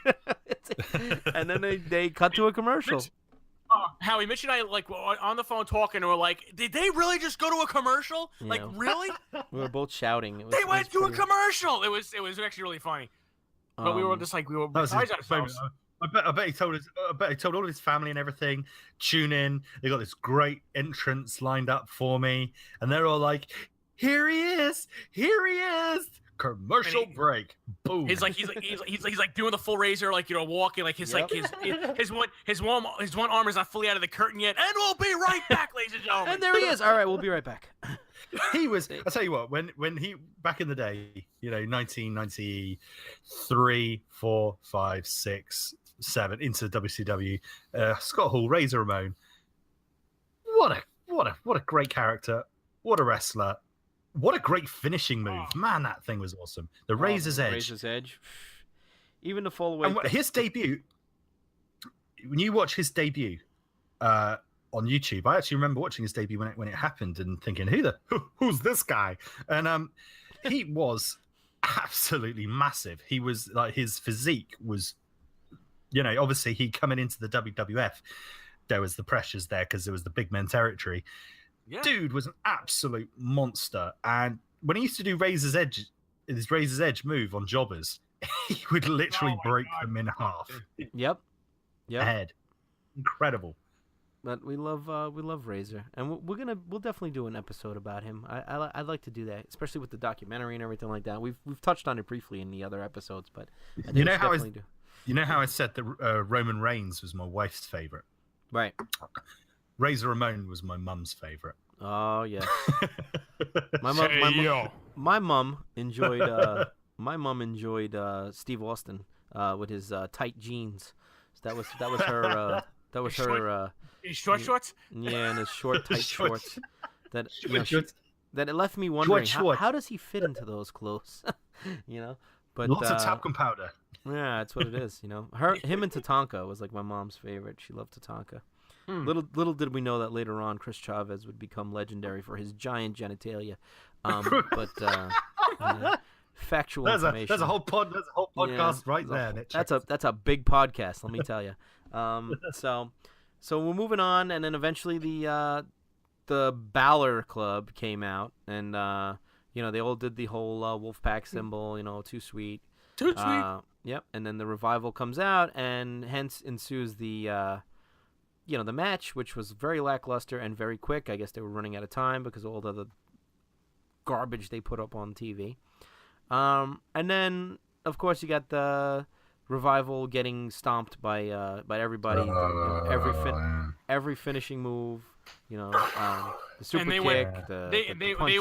They went from putting on an amazing promo. We're professional wrestlers. Yep. We're gonna bring wrestling back to this industry. Yeah. And just squashed by all these guys the next week on Raw. This is what they did to the Ascension. The last time DX came on TV, the 1,000th episode, and the Ascension. They ruled NXT. Back in their day, and they come up to main roster, and they're made to be a joke. And I would hate for that to be the case with the Revival. It would be an absolute crime. They were awesome, And then, so that's what happened, and that's how they closed out the Manhattan Center, I suppose. An honorable mention. I heard that. I don't know if we mentioned it before. I don't remember, but The Miz did come to the Manhattan Center. And make an appearance, but it wasn't on TV. And so did Jeff Hardy. Jeff Hardy did as well after Matt Hardy's match. He came there. So that was he came out and got He came out, got a load of cheap heat, and then with all DX and everything, the Wolf Pack, I guess, the combined the DX club. Once they were all in the ring, and Seth Rollins did like a super kick to the midsection, followed by the blackout, the curb stomp, and actually during that part they were trying. It was one of these things, but because I can only imagine in the back they were just like, they're gonna riot over here. They've had such a bad time. They're like, send over the Miz. We need the Miz here right away. Send him over. Get him an Uber. And send him over here right away. We need some cheap heat because we need to send these fans away happy. So in comes the Miz. He's, having a go at everybody.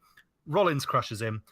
But actually, it was actually met with a fair bit of apathy. It wasn't the kind of tear down the place kind of ECW kind of thing they were after. Right. They'd upset everybody so much that it looked like that it was lackluster. There were multiple reports. There were multiple reports coming from the Manhattan Center that there was a lot of they were on the cusp of writing over there saying we want refunds as they were leaving. This is bullshit. I mean, it was that crowd was getting pretty hostile with everything going on last night.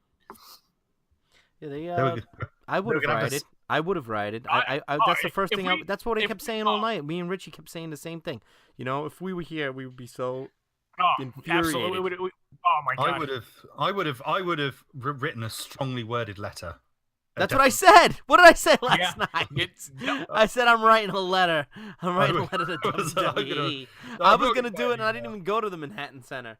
Oh my god. I'm going to write these people It's exactly what I said, dude. Exactly. And I'm going to express my distaste. And they're going to take it and flush it down the toilet with the right alongside the potential that could have been Raw 25th anniversary. But whatever. So, and then we get to our end segment, which is Lesnar, Strowman, and Kane.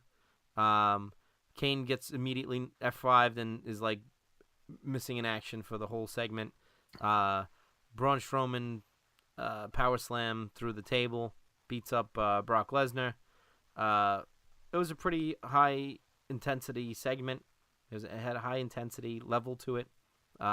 Didn't really do much from stroking me.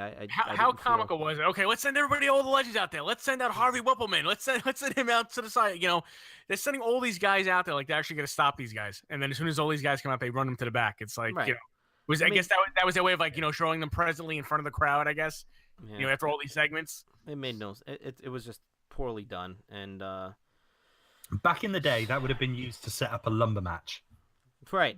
Lumberjack. They would have back in the day, they would have said, "Oh, look, it needs all these superstars to try and control them and keep the action in the ring. Can't contain the action. So now the only solution is to have everybody stand outside the ring, and not in lumberjack matches. They've never been that great. I don't think I've never really seen a lumberjack match. Maybe the concept on paper sounds really cool, but I actually think that the guys who are all surrounding the ring, they're actually just kind of thinking, "Oh, I want to go home."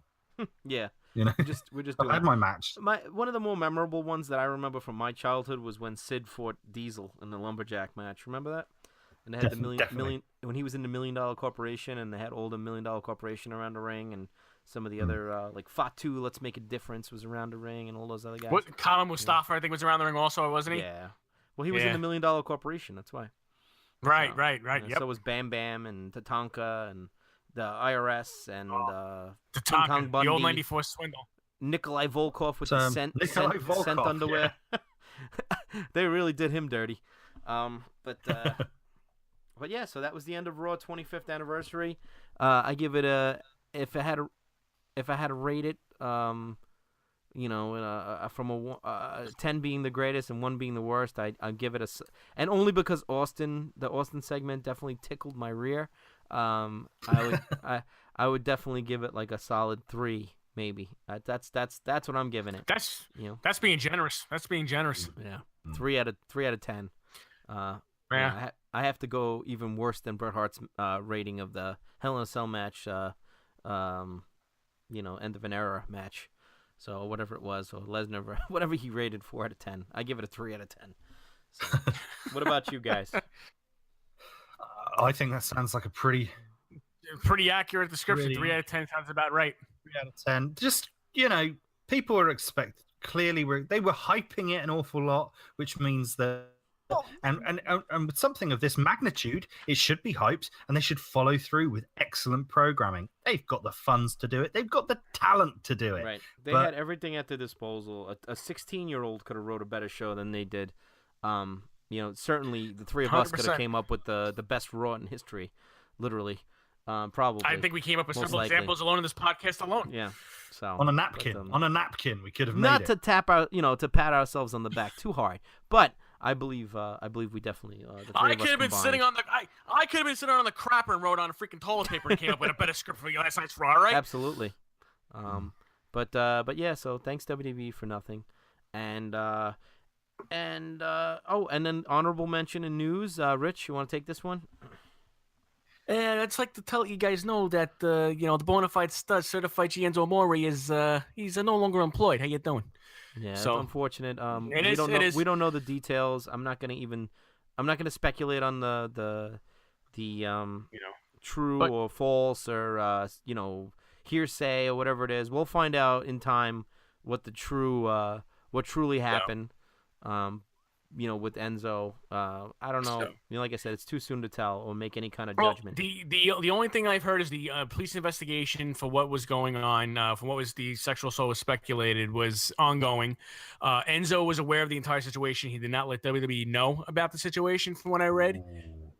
They only found out about this yesterday, which has prompted a suspension. And from what I read, also in an article, was that the firing and release came directly from Vince McMahon himself.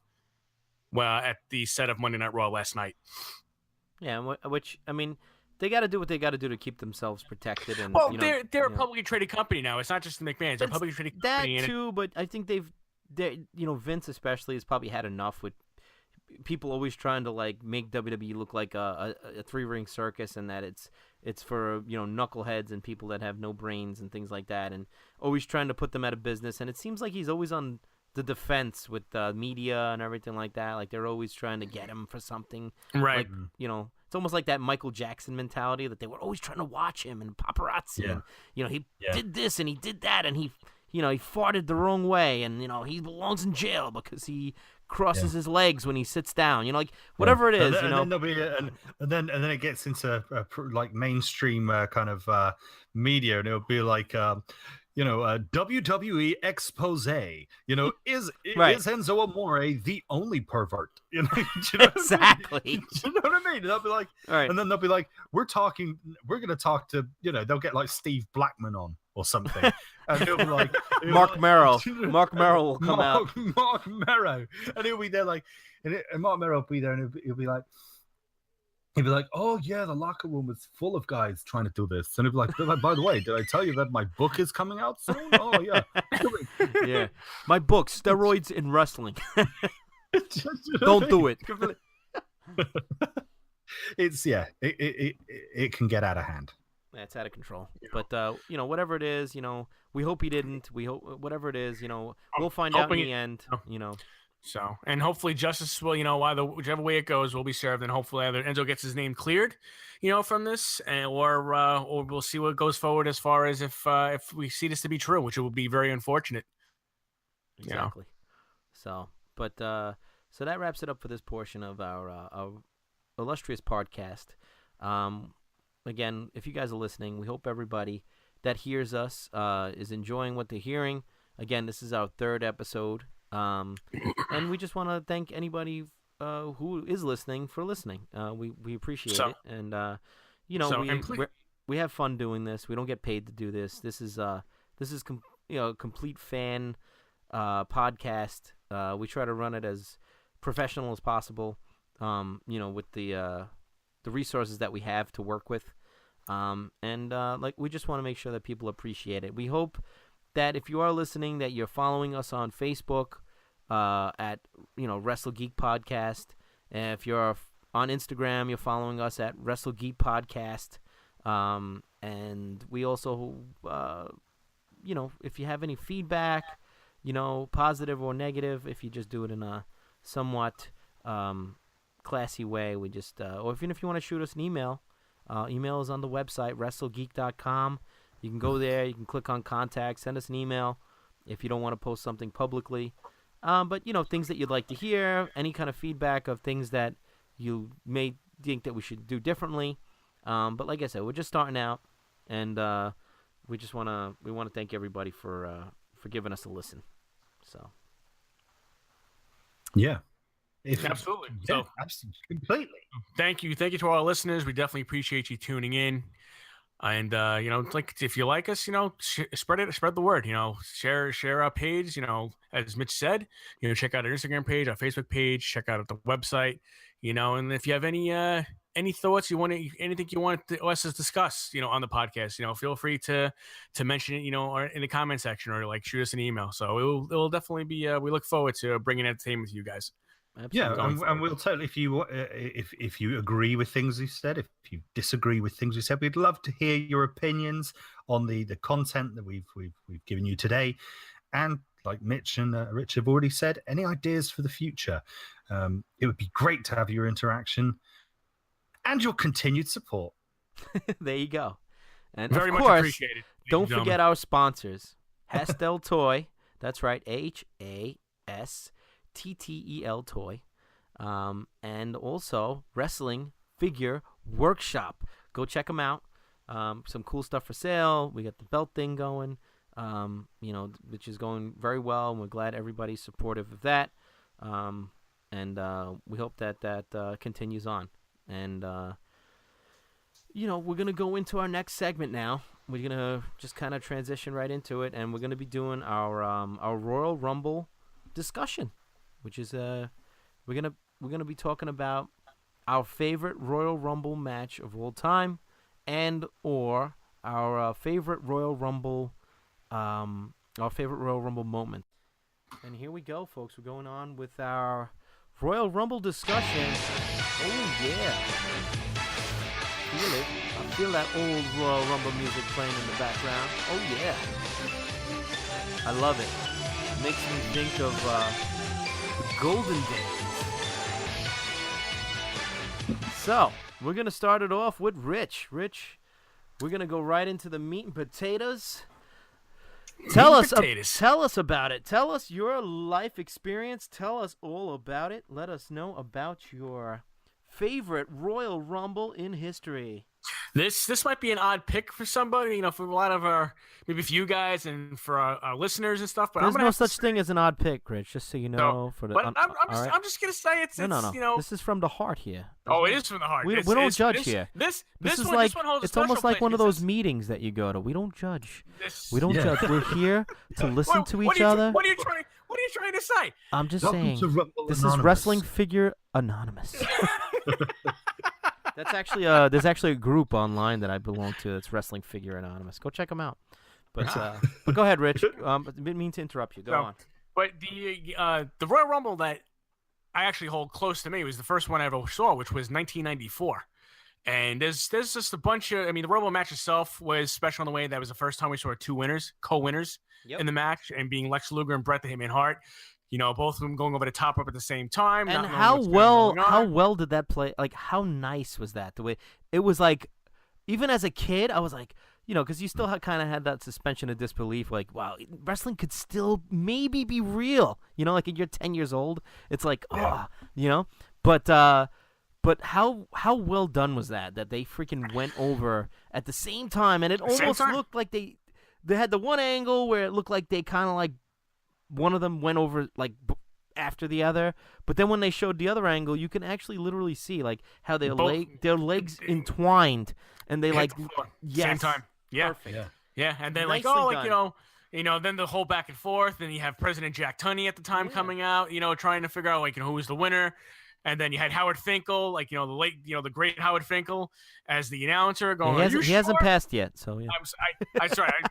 I caught myself. He was on Raw last night. I caught myself. You're right. I caught myself. And and then he's like, he was getting ready to announce the winner, and then all of a sudden he turns like, "Are you sure?" And then he had $1 Million Man commentary with Vince McMahon. Oh, they don't know what's going on. They can't get it right. They don't know who the winner is. Yes. And then finally they go, the winners are Bret the Hitman Hart and Lex Luger, and it's like, vice versa, how it was announced. And it was controversial. It was different, and that was just like one of the big moments, like for the final part of the Rumble. But one of my favorite moments from the Royal Rumble match itself was Diesel was just recently introduced, so it's Diesel is pretty much fresh going in, and he was built as a big man, unstoppable in a way. He was in here cleaning house. And is the one I forget which superstar, it might have been Virgil actually, that gave him the busted lip. And he's like, the countdown's going on with the old Casio clock. I remember them counting down. And he's like, who's next? And all of a sudden, it's the Macho Man comes out. Oh, yes. And it's like, oh, my God, it's the Macho Man. The crowd erupts. You see the face of Diesel, face of Kevin Nash. That was awesome. He went from being confident, like, oh, crap, no, I got to get in the ring with the heavy hitter now. And Macho Man was fired up, too. Remember he threw the sunglasses in the audience? Like, he didn't even give a crap. Yeah. Like, yeah, he I just threw my $300 sunglasses into the audience. Yeah. And then, Diesel, I'm going to throw my head at you next year. And you know what? I'm going to jump over the rope and I'm going to start giving you those patented Macho Man punches. Yeah. Dig it. But go ahead. He didn't dig it. You can tell I played with my action figures a lot as a kid. Like the impression without saying cream of the crop. You've got to do the. It's the cream of the crop, yeah, Macho Man. Rise to the top, funky like a monkey. Ooh yeah, dig it.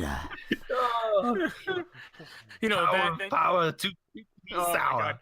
Funky like a monkey. Oh yeah. And then I love when he got real low and he'd be like, and now I'm gonna tell you a little bit. Yeah, but the Macho Man, he's going to enter the Royal Rumble and he's going to throw over 29 superstars. Yeah, and that's right. Yeah. Oh, yeah. Oh. All right, Vince, can I collect my paycheck now? It's like he's here. Oh, my God. It's like he's here. It's incredible.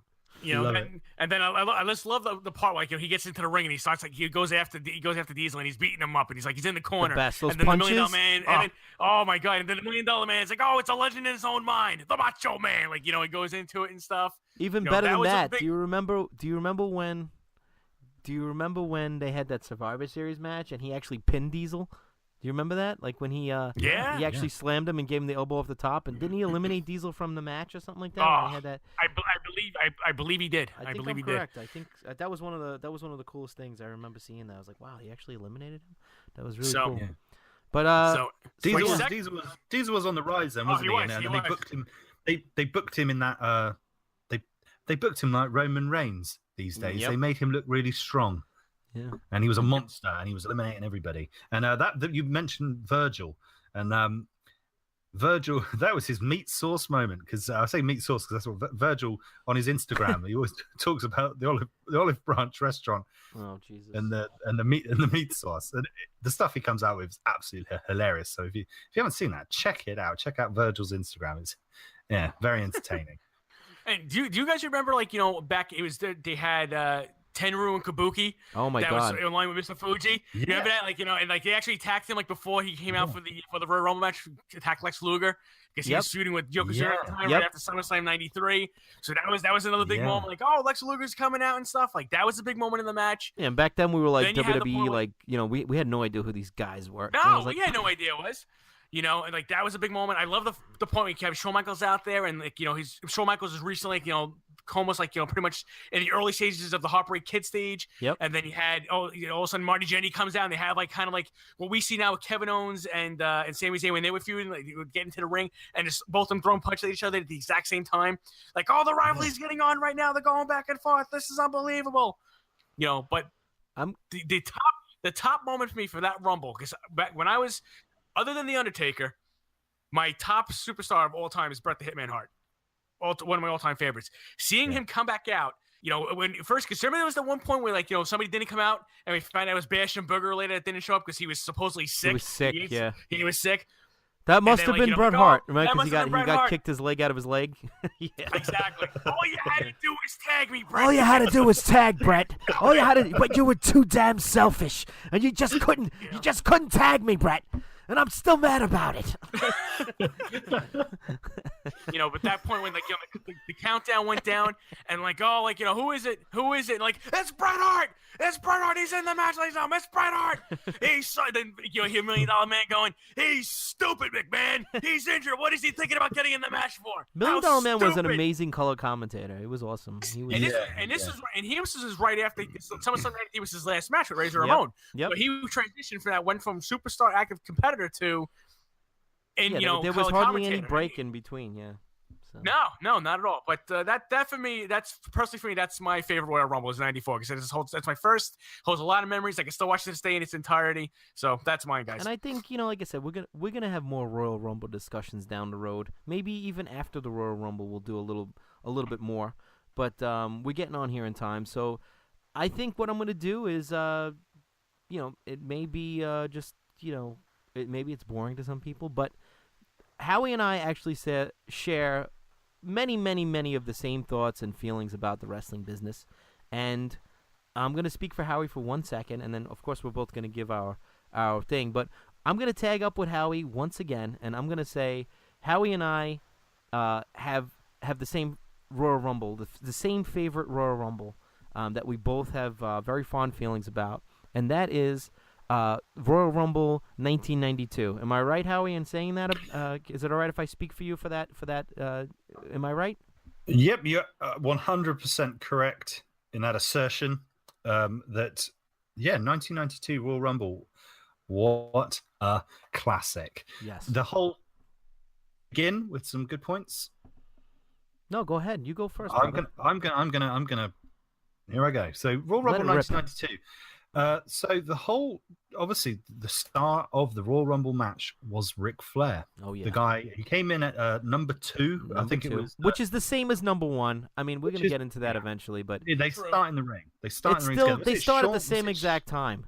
Was it Shawn Michaels? He was in the ring. The first one who won at number 1. Yeah. And so Flair comes out, and he was the new heel. This guy was this. Got to remember the background of Ric Flair was the figurehead of NWA and of course WCW.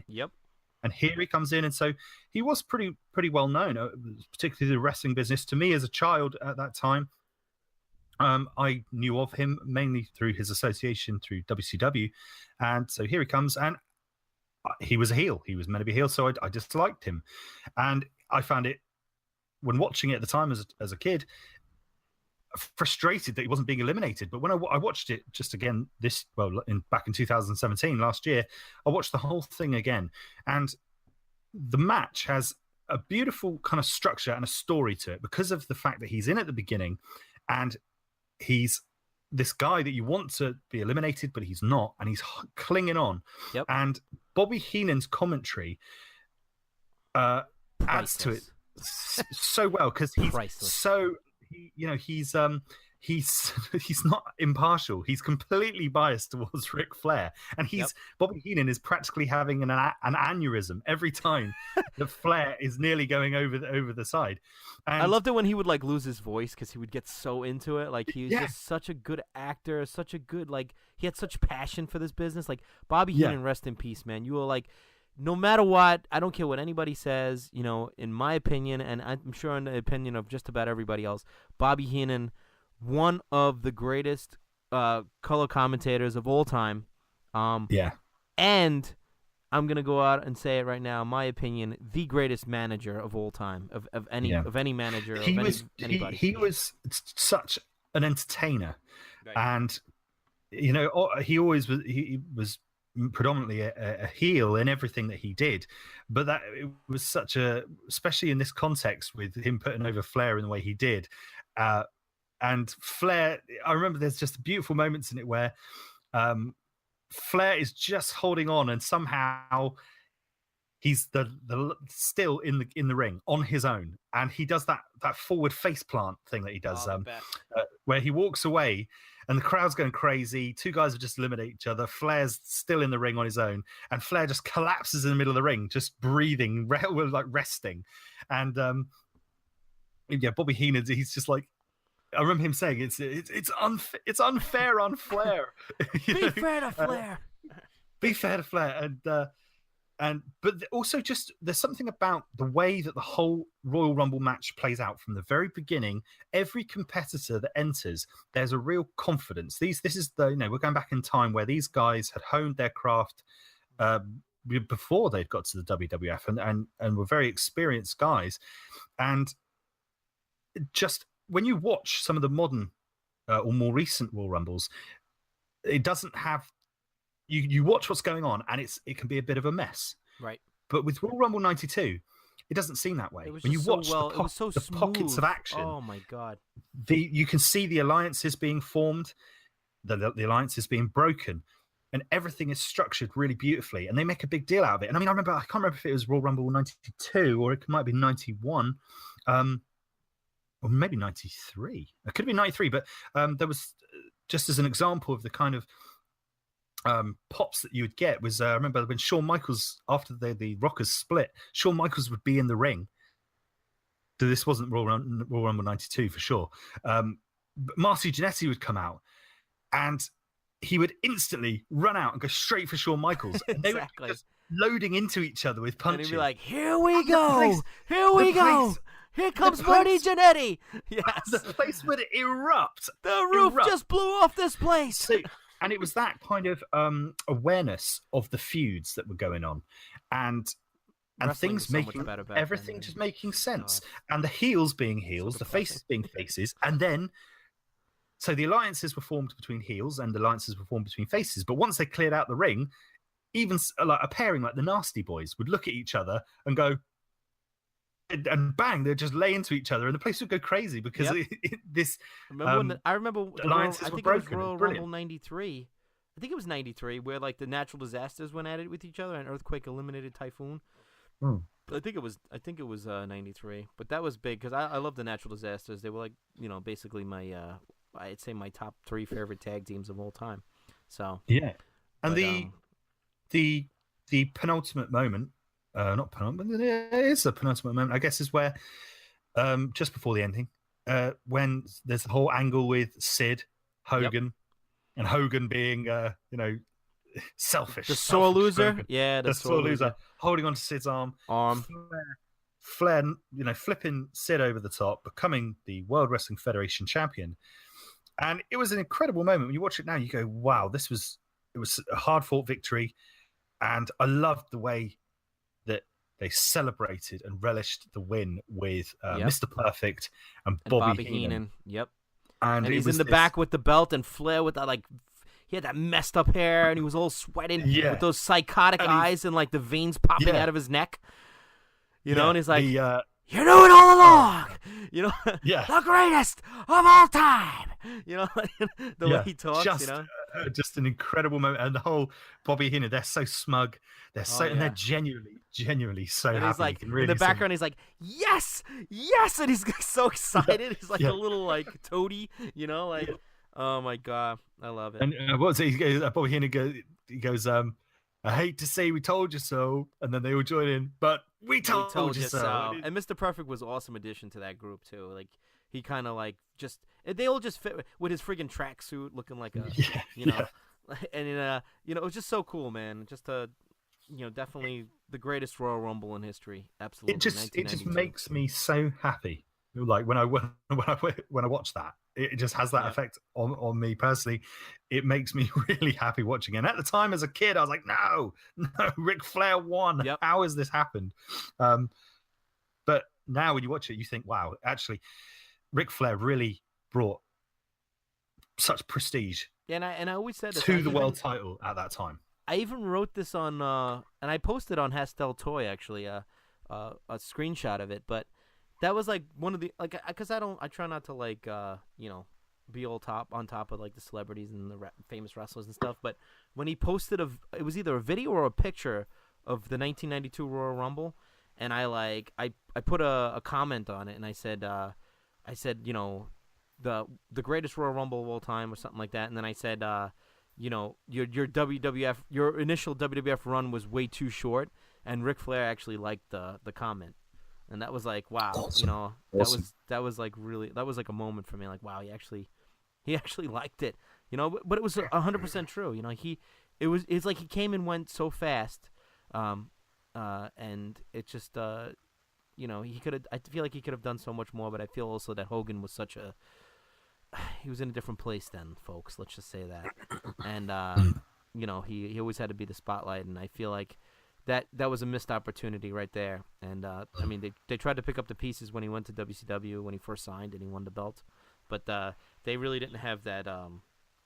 They didn't have that program where they should have had, where it was the greatest guy from the South, like from WCW and NWA, versus the superstar, like superhero type from North, from New York. They could have done that, and they could have totally, that could have been an amazing feud for Vince McMahon, and they just had a couple of house show runs, and that never transpired. You know what I'm saying? Especially after he cost him the title against The Undertaker by sliding the chair in the ring and everything.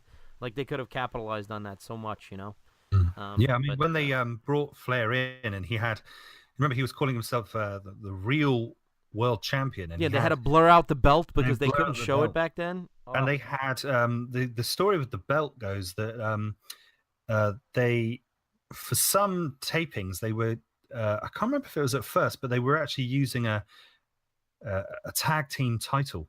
Yeah, but that's where they were blurring it out. Yeah. But they did also have a belt, which now it goes within kind of belt circles. It goes by the name of the Vegas Big Gold. So obviously, at first, he brought the actual legitimate Big Gold from WCW, right, the world title, into WWF because it was actually. And they have footage of that now, like without the blur. You could see it on the network. Yeah, it was Flair. It was Flair's property. He actually owned that belt. He actually refused to send it back. Creation. They charged him $50,000 for that belt, supposedly. He commissioned it to be made. Yeah. By a what was it? It was like a buckle maker who traditionally made belt buckles for kind of rodeo riders who would win kind of these ornate belt buckles. So he commissioned this belt to replace the original NWA title, right? The domed globe. As that belt's kind of lame, yeah.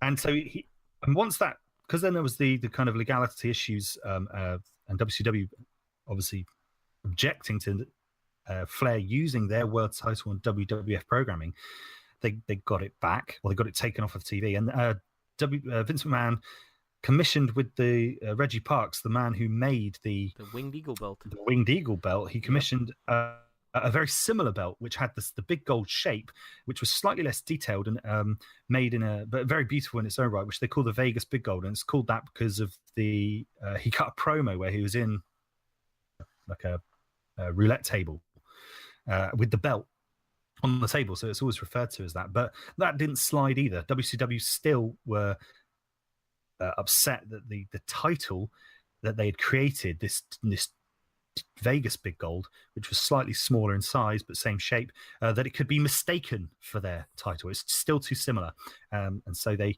eventually did away with that whole angle. But I think what they were probably going to build up to was maybe a Hogan WWF World Champion against the real World Champion Ric Flair with his big gold style belt. And who knows, we might have seen the undisputed champion angle that was obviously played out with Stone Cold Steve Austin, Chris Jericho, and The Rock. That might have happened earlier. We may have seen an undisputed champion. That was a complete missed opportunity. So yeah. Wasn't that the original plan though with them at WrestleMania 8 was originally have Hogan versus Flair, and then something happened. They twisted it around where Macho Man fought right, and Sid took on Hogan. Yeah, but they used that whole thing with the Rumble, I guess, to kind of create that to create that thing, like where he cost them the title at Royal Rumble, so now they had a fight, Yeah. They But yeah, folks. So 92 Royal Rumble. I mean, we're around the same generation. We're around the same time frame. So, and I just want to cap it off. We don't have to give reasons why, but I just want to know, who do you think is going to win the 2018 Royal Rumble? I'm going to start it off. Go for it. I'm going to say, unfortunately, I think Roman Reigns is going to win the Royal Rumble again. That's my prediction. Yeah, I know. Ooh! And then I don't know, Rich. I could see John Cena taking it this year and going on to WrestleMania to become the 17-time world champion. Okay, and Howie? Oh, I would like to see the pick is it isn't going to happen. I'd like to see Shinsuke Nakamura win the Royal Rumble. Well, that would be cool. That would be interesting. I'd like to see. I think it'd set up a really good super match with AJ Styles if he obviously holds onto the belt till that time. But that's the way I'd like to see it go. But good prediction. We're going in the round table now, and I think we'll go with the female Royal Rumble. Mhm. I'm gonna go with Ronda Rousey for that one. I think. Are you for real? Yeah, I think Ronda Rousey is gonna win the Royal Rumble for the females. So. And then what? Go on to face Charlotte? You're saying? Yeah, and that'll be the match that everybody's looking forward to seeing, I guess. You know? Yeah. I'd probably have to agree with you. If Ronda Rousey's in the Rumble, she's gonna win it. If she's not in it, she's coming out number 30, I think, too, just because of her lack of experience. I think. Oh, of course. Come out, yeah. Of course, but if you'll definitely see Lita, you'll definitely see Trish Stratus, you'll definitely see all them. Alundra Blaze, Beth Phoenix, they'll all be in it. I guarantee it. But if Ronda Rousey's not in it, my pick's gonna be Asuka. Asuka, I could see that too. I'm gonna go with you on that one. What about you, Howie? What do you say? I think my pick would be the same. I think it'd be Asuka. Just the undefeated streak. It sets up a. Okay, so two people of Asian descent win the Royal Rumble. Wow, I mean that'd be big. Sets up a really great strategic maneuver into the kind of Japanese market. Exactly. And they're probably planning to do that for a long time. They're trying to target that, yeah. So, but time will tell, folks. Time will tell. We'll see this Sunday on the WWE Network for $9.99. We're not getting paid for that. I think this wraps up the podcast. I'm glad that we all were able to get together again, and it's always a pleasure, gentlemen. Likewise, always is.